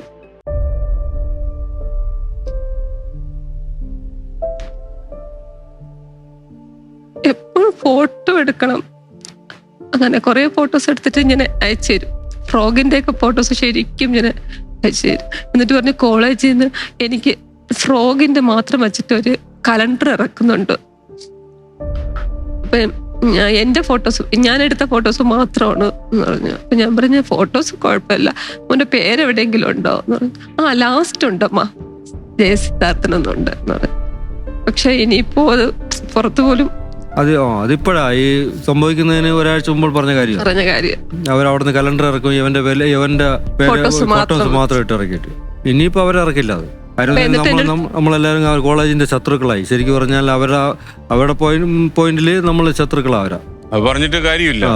നമ്മുടെ മകന് ഇങ്ങനെ ഒരു അപകടം സംഭവിച്ചപ്പോ നമ്മളതിന്റെ കുറ്റക്കാരാരാ നമുക്ക് കണ്ടുപിടിച്ചേ പറ്റുള്ളൂ. അതിനെ നമ്മൾ പറഞ്ഞിട്ട് കാര്യമില്ല. നമുക്കിനി 1 ലക്ഷം രൂപയുടെ ചോദ്യമാണ്. മോണിറ്റർ, ഇനി പറയുന്ന വലിയ ഏത് നദിയുടെ മറ്റൊരു പേരാണ് Kalindi? Option A Brahmaputra, option B Godavari, option C Narmada, option D Yamuna. Yamuna, സംശയമൊന്നുമില്ല. ഓപ്ഷൻ ഡി യമുന ലോക്ക് ചെയ്യാമോ? എനിക്ക് പൂട്ടാമോ? ഓപ്ഷൻ ഡി യമുന പൂട്ടി. യമുന തുറന്നു, യമുന ഒഴുകുന്നു. ഉത്തരം ശരിയായി ഒഴുകുന്നു. കാളന്തിയുടെ മറ്റൊരു പേരാണ് യമുന. 1 ലക്ഷം രൂപയുടെ ഉത്തരമാണത്. ഇനി നമ്മൾ 2 ലക്ഷം രൂപയിലേക്ക് നമ്മൾ കടക്കുകയാണ്. 2 lakhs. Question please. ഇന്ന് കേരളത്തിൽ നിലവിലില്ലാത്ത ഏത് മണ്ഡലത്തിൽ നിന്നാണ് KR നാരായണൻ ലോക്സഭയിലേക്ക് തിരഞ്ഞെടുക്കപ്പെട്ടത്? Option A Alathur, option B Ottapalam, option C Ponnani, option D Muvattupuzha. 2 ലക്ഷം രൂപയുടെ ചോദ്യമാണ്. ബി ഒറ്റപ്പാലം. ഉറപ്പാണോ? ഓക്കെ, അപ്പൊ ഓപ്ഷൻ ബി ഒറ്റപ്പാലം പൂട്ടാമല്ലോ, സംശയമില്ലല്ലോ. അത് പൂട്ടാം. അപ്പൊ 2 ലക്ഷത്തിന് രൂപയുടെ ചോദ്യമായിരുന്നു. ഒറ്റപ്പാലം നമ്മൾ പൂട്ടി. Option B Ottapalam. താങ്കൾ പറഞ്ഞ ഉത്തരം, നിങ്ങൾ രണ്ടുപേരും ചേർന്ന് പറഞ്ഞ ഉത്തരം ശരിയാണ്. പിന്നീട് അത് ആലത്തൂർ മണ്ഡലമായിട്ട് മാറി. ഇപ്പോൾ അവിടെ വലിയ കടുത്ത മത്സരം നടക്കുകയാണ്. 2 ലക്ഷം രൂപ കിട്ടിയിരിക്കുന്നു. അടുത്ത് നമ്മൾ 3 ലക്ഷം രൂപയുടെ ചോദ്യത്തിലേക്ക് നമ്മൾ കടക്കുന്നു. ക്വസ്റ്റ്യൻ, 2024 പുറത്തിറങ്ങിയ വതൻ മേരെ വതൻ എന്ന സിനിമ സ്വാതന്ത്ര്യ സമരകാലത്തെ ഏത് സംഭവത്തെ ആധാരമാക്കിയുള്ളതാണ്? ഓപ്ഷൻ എ ക്വിറ്റ് ഇന്ത്യ സമരം, ഓപ്ഷൻ ബി ഉപ്പ് സത്യാഗ്രഹം, ഓപ്ഷൻ സി ചൗരി ചൗര സംഭവം, ഓപ്ഷൻ ഡി വാഗൺ ട്രാജഡി. പിടിവള്ളിയുണ്ട്, അവിടെ ഒരു 2 പിടിവള്ളി ബാക്കി കിടക്കാണ്. കുട്ടിയോട് ചോദിച്ചാലോ? കുട്ടേട്ടാ Yes, boss. സഹായിക്കൂ. ജയപ്രകാശ് ശിവ, ഇത് കുട്ടേട്ടന്റെ ആദ്യത്തെ പിടിവള്ളി. 3 ഓപ്ഷൻ പറയും, അതിൽ 1 ശരി ഉത്തരമാണ്. എ ക്വിറ്റ് ഇന്ത്യ സമരം, ബി ഉപ്പ് സത്യാഗ്രഹം, സി ചൗരി ചൗര സംഭവം. 1,00,000 മുകളിലായാലും 3 ഉത്തരങ്ങളിൽ പറയും. ക്വിറ്റ് ഇന്ത്യ സമരം, ഉപ്പ് സത്യാഗ്രഹം, ചൗരി ചൗര സംഭവം. ക്വിറ്റ് ഇന്ത്യ സമരം. ഉറപ്പാണോ? കൂട്ടട്ടോ ഞാൻ? ഓപ്ഷൻ എ ക്വിറ്റ് ഇന്ത്യ സമരം, ബ്രിട്ടീഷ് ക്വിറ്റ് ഇന്ത്യ എന്നാണ് ഉദ്ദേശിച്ചത് അല്ലേ? ഓക്കെ, ഓപ്ഷൻ എ ഉത്തരം ശരിയാണ്. അതായത് വെള്ളക്കാരൻ ഇന്ത്യ വിടുക എന്ന് പറഞ്ഞ് ആരോപിച്ച പ്രക്ഷോഭമാണ് അവസാനം വെള്ളക്കാരൻ തന്നെ ഇന്ത്യ വിട്ടു പോകുന്ന ഒരു മാനസികാവസ്ഥയിലേക്ക് അവർ ഏതാണ്ട് 1945 ആകുമ്പോഴേക്കും എത്തി എന്നുള്ളതാണ്. പക്ഷെ പിന്നെയും 2 കൊല്ലം കൂടെ താമസിച്ചു. അപ്പോൾ ക്വിറ്റ് ഇന്ത്യ സമരമാണ് ഉത്തരം. ശരിയാണ്. 3 ലക്ഷം രൂപയുടെ ചോദ്യം. ഇനി നമുക്ക് 5 ലക്ഷം രൂപയുടെ ചോദ്യത്തിലേക്കാണ് നമ്മൾ കിടക്കുന്നത്. 5 lakhs ക്വസ്റ്റ്യൻ പ്ലീസ്. കുചേലന്റെ ജന്മദേശമായ എവിടെയാണ് ഇപ്പോൾ അദ്ദേഹത്തിന്റെ പേരുള്ള സുധാമാപുരി ക്ഷേത്രം സ്ഥിതി ചെയ്യുന്നത്? Option A Porbandar, option B Junagadh, option C Dholavira, option D Ambaji. 5 ലക്ഷം രൂപയുടെ ചോദ്യമാണ്. വില നിലവാരം ഇങ്ങനെയാണ്: വിജയിച്ചാൽ 5 ലക്ഷം, തെറ്റിയാൽ 30,000 രൂപ, പിൻവാങ്ങിയാൽ 1.5 ലക്ഷം രൂപ. ഒരു പിടിവള്ളി ബാക്കിയുണ്ട് കുട്ടേട്ടൻ്റെത്, അത് വേണമെങ്കിൽ ചോദിക്കാം. ഉത്തരം തെറ്റാതിരിക്കാൻ പരമാവധി ശ്രദ്ധ വയ്ക്കുക. ചോദിച്ചാലും എനിക്ക് ഓപ്ഷൻ ക്ലിയർ ആയിട്ട് അറിയില്ല. ഇല്ല. ഇപ്പൊ എന്താ ചെയ്യുന്ന തീരുമാനം? ഓക്കെ, അപ്പം നമ്മൾ നേരത്തെ ബ്രിട്ടീഷുകാർക്ക് ഇന്ത്യ വിടുന്ന കാര്യമായിരുന്നു പറയുന്നത്. അപ്പം അച്ഛനും അമ്മയും ഈ പരിപാടിയിൽ നിന്ന് ക്വിറ്റ് ചെയ്യുന്നു.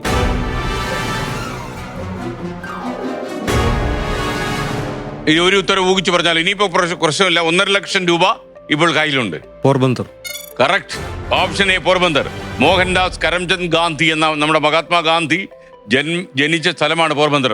അദ്ദേഹത്തിന്റെ ജന്മം കൊണ്ട് പുണ്യസ്ഥലമായി മാറിയ പോർബന്ദർ. അതാണ് ശരി ഉത്തരം. അപ്പോൾ നമ്മള് ഇപ്പോഴത്തെ നമ്മുടെ അവസ്ഥ 1.5 ലക്ഷം രൂപ നമ്മുടെ കയ്യിലുണ്ട്. അപ്പൊ നമ്മള് ഷിബു, യഥാർത്ഥത്തിൽ ഷിബു ആണ് ഈ വാർത്താ മാധ്യമങ്ങളോടും 24-നോടും ഒക്കെ വളരെ വിശദമായി ഈ മരണത്തിന്റെ പിന്നിലെ ദുരൂഹതകളൊക്കെ മറയില്ലാതെ പറഞ്ഞത്. ഷിബു എന്താണ് CBI എന്ന കുറ്റാന്വേഷണ ഏജൻസിയോട് ആവശ്യപ്പെടുന്നത്? ഇപ്പൊ നമുക്ക് അറിയാം സാറേ, കോടതിയിൽ തെളിവുകളാണ് ആവശ്യം. അതെ. അപ്പൊ ഞാൻ നേരത്തെ സാറും പറഞ്ഞു, ഞാനും പറഞ്ഞു കഴിഞ്ഞാൽ നമ്മളെ ഗോൾഡൻ അവേഴ്സ് നഷ്ടപ്പെട്ടിട്ടുണ്ട്. ഇത്തരത്തിലുള്ള കുറേ വീഴ്ചകൾ അവർ മനഃപൂർവ്വം വരുത്തിയിട്ടുണ്ട്. അപ്പൊ ഇതെല്ലാം കണ്ടെത്തുകയും തെളിവുകൾ കൃത്യമായി ശേഖരിക്കാനും അവർക്ക് കഴിഞ്ഞ് ഞങ്ങൾക്ക് വൃത്തമായ ഒരു നീതി ലഭിക്കണം എന്നാണ് ഞങ്ങളുടെ ആവശ്യം. അതാണ് ഞങ്ങൾ CBIയോട് പറയാൻ ആഗ്രഹിക്കുന്നത്. അതോടൊപ്പം തന്നെ സാർ, എനിക്ക് ഒരു കാര്യം കൂടെ പറയാനുള്ളത്. ഞാൻ പറഞ്ഞത് ഗവർണറുടെ ഇടപെടൽ, ഞങ്ങളുടെ മുരളീധരനായാലും ചന്ദ്രശേഖർ സാറായാലും പ്രകാശ് ജാവദേക്കർ, ഇതേപോലുള്ളവര്, VD സതീശൻ സാർ, അതേപോലെ പ്രതിപക്ഷ എല്ലാവരും വളരെയേറെ സഹായിച്ചു. അതുപോലെ തന്നെയാണ് ഞങ്ങളുടെ കുടുംബ സുഹൃത്തും ഒരു പൊതുപ്രവർത്തകനുമാണ്. ബിനുവിന്റെ ഇടപെടലുകൾ വളരെ രീതിയിൽ ഇൻവോൾവ് ചെയ്തിട്ടുള്ളത്. ആദ്യം ഈ ബോഡി ഏറ്റുവാങ്ങാൻ പോകുന്നത് ഞാനും കൂടെ ഉൾപ്പെടെയാണ് പോകുന്നത്. അപ്പൊ ഈ മുറിവിന്റെ ഒരു വ്യത്യാസം കണ്ടപ്പോൾ തന്നെ ആശങ്ക പറഞ്ഞു, ഉദ്യോഗസ്ഥനോട് പറഞ്ഞു. ഉദ്യോഗസ്ഥൻ നമ്മളെ നിർബന്ധിപ്പിച്ച് ശുഭ നേരത്തെ സൂചിപ്പിച്ചതുപോലെ ആത്മഹത്യ എന്നുള്ള ഇതിലാണ് പറഞ്ഞത്. അപ്പൊ കോളേജിൽ നിന്ന് നമ്മൾ ഈ പൊതുദർശനത്തിന് വച്ചതിന് ശേഷം തിരിച്ചു വരാൻ നേരത്താണ് ആ സാറ് ഒരു അധ്യാപകൻ നമ്മളുടെ ഫോൺ നമ്പർ തന്നെന്ന് സൂചിപ്പിച്ചു. അദ്ദേഹം പറഞ്ഞ് അദ്ദേഹത്തിനെ വിളിച്ച് ഈ ഡീറ്റെയിൽ എല്ലാം കളക്ട് ചെയ്ത് ഞാനാണ് കളക്ട് ചെയ്തിട്ടുള്ളത്. അതനുസരിച്ചാണ് നമ്മൾ മുന്നോട്ട് നീങ്ങിയത്. ഇത്രയും കാര്യങ്ങൾ ഇവിടെ വരെ എത്തിക്കാൻ പറ്റി. അമ്മയ്ക്ക് എന്താണ്, ഞാനിപ്പോൾ അച്ഛൻ ഒരുപാട് ഈ കാര്യങ്ങളെ കുറിച്ച് സംസാരിച്ചു മാധ്യമത്തിനോടൊക്കെ. ഞാൻ അമ്മയോട് മാത്രമായിട്ട് ചോദിക്കുക, അമ്മയ്ക്ക് എന്താണ് കാര്യം? ഈ അമ്മ ജീവന തുല്യം സ്നേഹിച്ചു വളർത്തിയ മകൻ ഇല്ലാതായി, അതൊരു യാഥാർത്ഥ്യമാണ്. അപ്പോൾ അമ്മ, എനിക്കറിയാം അമ്മ ഇങ്ങനെ പറയുമ്പോൾ, അതായത് അവനെ 16-ാം തീയതി തന്നെ മറ്റെങ്ങനെ അവർ കൊന്നുകളഞ്ഞിരുന്നെങ്കിൽ എന്നമ്മ ആലോചിക്കണമെങ്കിൽ അമ്മയുടെ മനസ്സ് എത്രമാത്രം വേദനിക്കുന്നു എന്ന് ഈ പരിപാടി കണ്ടുകൊണ്ടുന്ന എല്ലാ പ്രേക്ഷകർക്കും മനസ്സിലായിട്ടുണ്ടാവും. ഡിസംബറിൽ മോന് ബർത്ത്ഡേക്ക് വരുന്നു. ബർത്ത്ഡേ കഴിഞ്ഞിട്ട് ഫ്രണ്ട്സുമായിട്ട് വരുന്നു. അപ്പോൾ അവൻ വിളിച്ച് പറഞ്ഞതാ എൻ്റെ അടുത്ത്, റഹാൻ ഇതാ ഇഷ്ടം, അൽത്താഫിന് ഇതാ ഇഷ്ടം, ഇപ്പൊ ജയിലിൽ കിടക്കുന്നവരാ, അവർക്കൊക്കെ ഇതൊക്കെ ഇഷ്ടോ, ഇത് ഈ ഫുഡുകള് അക്ഷയ്ക്ക് ഇതാ, ദേവരാഗിന് ഇതാ ഇഷ്ടം, ഇതൊക്കെ അമ്മ ഉണ്ടാക്കി വെക്കേണ്ട. ഞാൻ പറഞ്ഞ മക്കളെ പുറത്തുനിന്ന് വാങ്ങാം, അമ്മയ്ക്ക് എല്ലാം കൂടെ ചെയ്യാൻ പറ്റില്ല. എങ്കിൽ പിന്നെ അമ്മ നമ്മൾ പുറത്തുനിന്ന് കഴിക്കൂലേ, അമ്മ ഉണ്ടാക്കുന്ന തന്നെ വേണം. രാത്രി 2 മണി വരെ ഇരുന്നാ ഞാൻ കേക്ക് ഞാൻ തന്നെ ഉണ്ടാക്കി അവർ വന്നത് കഴിച്ചു. ഇതൊക്കെ കഴിച്ചിട്ട് ആ മേരി ബ്രണ്ട ആ അമ്മ ഇത് എഴുതിയിട്ടത്. ഈ 130 140 പേര് കണ്ടുകൊണ്ടിരുന്നു എന്ന് പറഞ്ഞു. കുറേ പേര് അവനെ ഉപദ്രവിച്ചു എന്ന് പറഞ്ഞു. അതിന്റെ ബാക്കിൽ കുറേ പേരുണ്ട്. അപ്പൊ എല്ലാം കൂടെ ഏകദേശം 300 പേര് ഡയറക്റ്റ് ആയിട്ടോ അല്ലാതെയോ ഇതിൽ ഇൻവോൾവ് ചെയ്തിട്ടുണ്ട്. അപ്പോൾ അങ്ങനെയൊക്കെ എന്തിനാ ഒരു കോളേജ്, പ്രത്യേകിച്ച് ഡീന്, അവിടുത്തെ അധ്യാപകരും അനധ്യാപകരും എല്ലാ പേരും, കുറച്ച് കുട്ടികളും മാത്രമേ പഠിക്കാനായിട്ട് അവിടെ ഉള്ളൂ, അല്ലെങ്കിൽ പേടിച്ച് നിൽക്കുന്നവര്. അങ്ങനെ ഒരു കോളേജ് എന്തിനാണ്? എനിക്ക് ഈ കണ്ടുകൊണ്ട് നിന്നവരെ വരെ ശിക്ഷിക്കണം. അതായത് അവർക്ക് വേണമെങ്കിൽ ഒരു ജീവൻ രക്ഷിക്കാമായിരുന്നു. അതിൽ എന്ത് ശിക്ഷയാണ് അവർക്ക് കൊടുക്കേണ്ടത് അതുവരെ കൊടുക്കണം. അതിനുവേണ്ടി ഞാൻ തലമുടി കെട്ടിയിട്ടില്ല, ഇതുവരെ ചീകിയിട്ടില്ല. 18 തീയതി മുതൽ ഞാൻ ആ ശിക്ഷ എന്ന് വിധിക്കും അന്ന് ഈ മുടി മുറിക്കാൻ ഞാൻ കാത്തിരിക്കുക. മുട്ട അടിക്കണമെന്ന് പറഞ്ഞു. ശിക്ഷ എന്ന് കിട്ടും മുട്ട അടിക്കും, തല മുട്ട അടിക്കും. ഇതുപോലെ ഒരു ഫ്രണ്ടിനെ ഇനി കോളേജിൽ ആർക്കും കിട്ടില്ല. ഇതുപോലെ ഒരു സ്റ്റുഡന്റിനെ ഇനി ആ കോളേജിൽ കിട്ടില്ല. അവൻ ഒരു പ്രത്യേക സ്വഭാവമായിരുന്നു. നമുക്കൊന്നും ചിന്തിക്കാൻ പറ്റാത്തടത്തോളം അത്രയും പാവമായിരുന്നു. അതുകൊണ്ട് അവൻ ഇങ്ങനെ ജെന്യൂനാണ്. അവൻ ഒരു വർക്ക് ചെയ്യാൻ പറഞ്ഞത് തീർത്ത് വീട്ടിലായിരുന്നാലും ഈ 20 വയസ്സിലും വീട്ടിൽ വന്നാൽ പാത്രം വരെ കഴുകും അവര്. ഒരമ്മയ്ക്കും ഞാൻ പറയുന്നത്, ഒരമ്മയ്ക്കും ഇതുപോലെ സഹിക്കാൻ പറ്റില്ല. ഞാൻ സഹിക്കുന്നു. എനിക്ക് ദൈവം തന്ന അനുഗ്രഹം ഇത്. ഇതുപോലെ ആരും കരയരുത്, ഒരമ്മയും കരയരുത്. കുട്ടികളടുത്ത് ധൈര്യം കൊടുക്കണം. എന്തുണ്ടോ ആവട്ടെ, നിങ്ങൾ വീട്ടിൽ പറയുക, നമുക്ക് ഇതല്ലെങ്കിൽ വേറെ കോളേജ് പഠിക്കാം. അല്ലെങ്കിൽ മക്കളെ, നമ്മുടെ കൂടെയുള്ള ഒരു കുട്ടിക്ക് ഒരു അപകടം വരുമ്പോ നിന്നെ സെക്യൂർ ചെയ്യാൻ എല്ലാവരും കാണും. നീ ഒരു വാക്ക് പറയ. ഇതുപോലെ കണ്ടുകൊണ്ടുന്ന ഇത്രയും കുട്ടികളുണ്ട്. ഒരു കുട്ടി പറയാമായിരുന്നല്ലോ, ആ കുട്ടി ഇത്രയും ഞങ്ങൾക്ക് ഒരു സൂയിസൈഡിനെ ഇത്രയും ആക്കാൻ പറ്റിയെങ്കിൽ ആ ഒരു കുട്ടി പറഞ്ഞിരുന്നെങ്കിൽ അവളെ ഞങ്ങൾ എങ്ങനെ സംരക്ഷിക്കുമായിരുന്നു? അവന്റെ ജീവന്റെ വില ഞങ്ങൾ അവൾക്ക് കൊടുക്കൂലായിരുന്നു. ഇപ്പൊ പറയണ ഒന്നുകിൽ കോളേജ് അധികൃതർ, അതില്ല. ഇതുപോലൊരു യൂണിയൻ ഉണ്ടായിരുന്നാൽ അധികൃതർക്കൊന്നും ചെയ്യാൻ പറ്റില്ല. അപ്പൊ പാരന്റ്സ് പറഞ്ഞു വിടണം. ഒരമ്മയുടെയും ശാപം വാങ്ങരുതേ എന്ന്. ഒരമ്മയും പറഞ്ഞിട്ട് വിടില്ല മക്കളെ അവനെ കൊന്നിട്ട് വാ അല്ലെങ്കിൽ അടിച്ചിട്ട് വാ എന്ന്. ഒരമ്മയുടെയും കണ്ണീര്, ഇത് എൻ്റെ കണ്ണീരല്ല ഇപ്പോ, എനിക്ക് രക്തോ വരുന്ന, ഇപ്പൊ കണ്ണീരില്ല.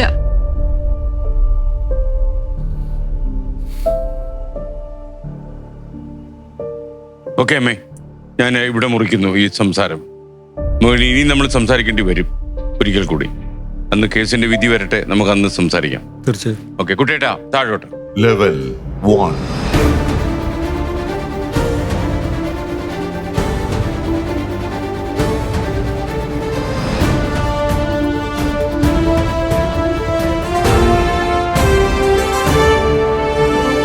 നമുക്ക് 1.5 ലക്ഷം രൂപയാണ് ഈ പ്രൈസ് മണിയായി ലഭിച്ചിട്ടുള്ളത്. അത് അക്കൗണ്ടിലേക്ക് അയച്ചു തരും.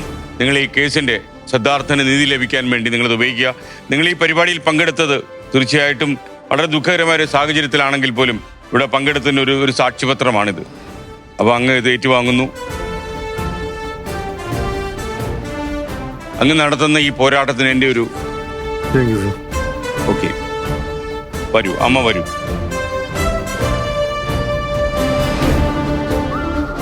അമ്മയ്ക്ക് എന്തായാലും അമ്മ വിചാരിക്കുന്ന പോലൊക്കെ സംഭവിക്കും തീർച്ചയായിട്ടും. അതിനുള്ള സമരം ചെയ്തുകൊണ്ടിരിക്കുന്നത്. ഫൈറ്റിംഗ്. ഓക്കെ അമ്മ, നമുക്ക് കാണാം. ഓക്കെ, ശരി അമ്മ.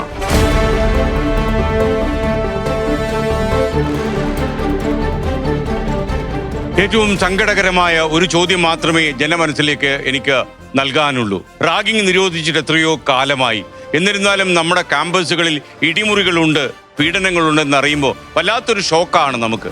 ഒരു മാതാപിതാവും ഇനി ഈ കാര്യം പറഞ്ഞ് ഈ നാട്ടിൽ കണ്ണീരൊഴുക്കാൻ പാടില്ല. നീതിയുക്തമായ ഒരു അന്വേഷണം നടക്കട്ടെ. CBIയുടെ എല്ലാ അനുഭവ സാധ്യതകളും ഉപയോഗിച്ച് അവർ യഥാർത്ഥ പ്രതികളെ കണ്ടെത്തട്ടെ. എന്താണ് ഈ നെടുമങ്ങാട്ടെ ഈ സിദ്ധാർത്ഥൻ എന്ന മകന് സംഭവിച്ചത് എന്ന് ഈ മാതാപിതാക്കളെ ബോധ്യപ്പെടുത്താൻ CBIക്ക് കഴിയട്ടെ എന്നാണ് ഞങ്ങൾ പ്രതീക്ഷിക്കുന്നത്. മറ്റൊരു വിഷയവുമായി ഇനി നമ്മൾ കാണുന്നത് അടുത്ത വ്യാഴാഴ്ച രാത്രി 9 മണിക്ക്. Good bye.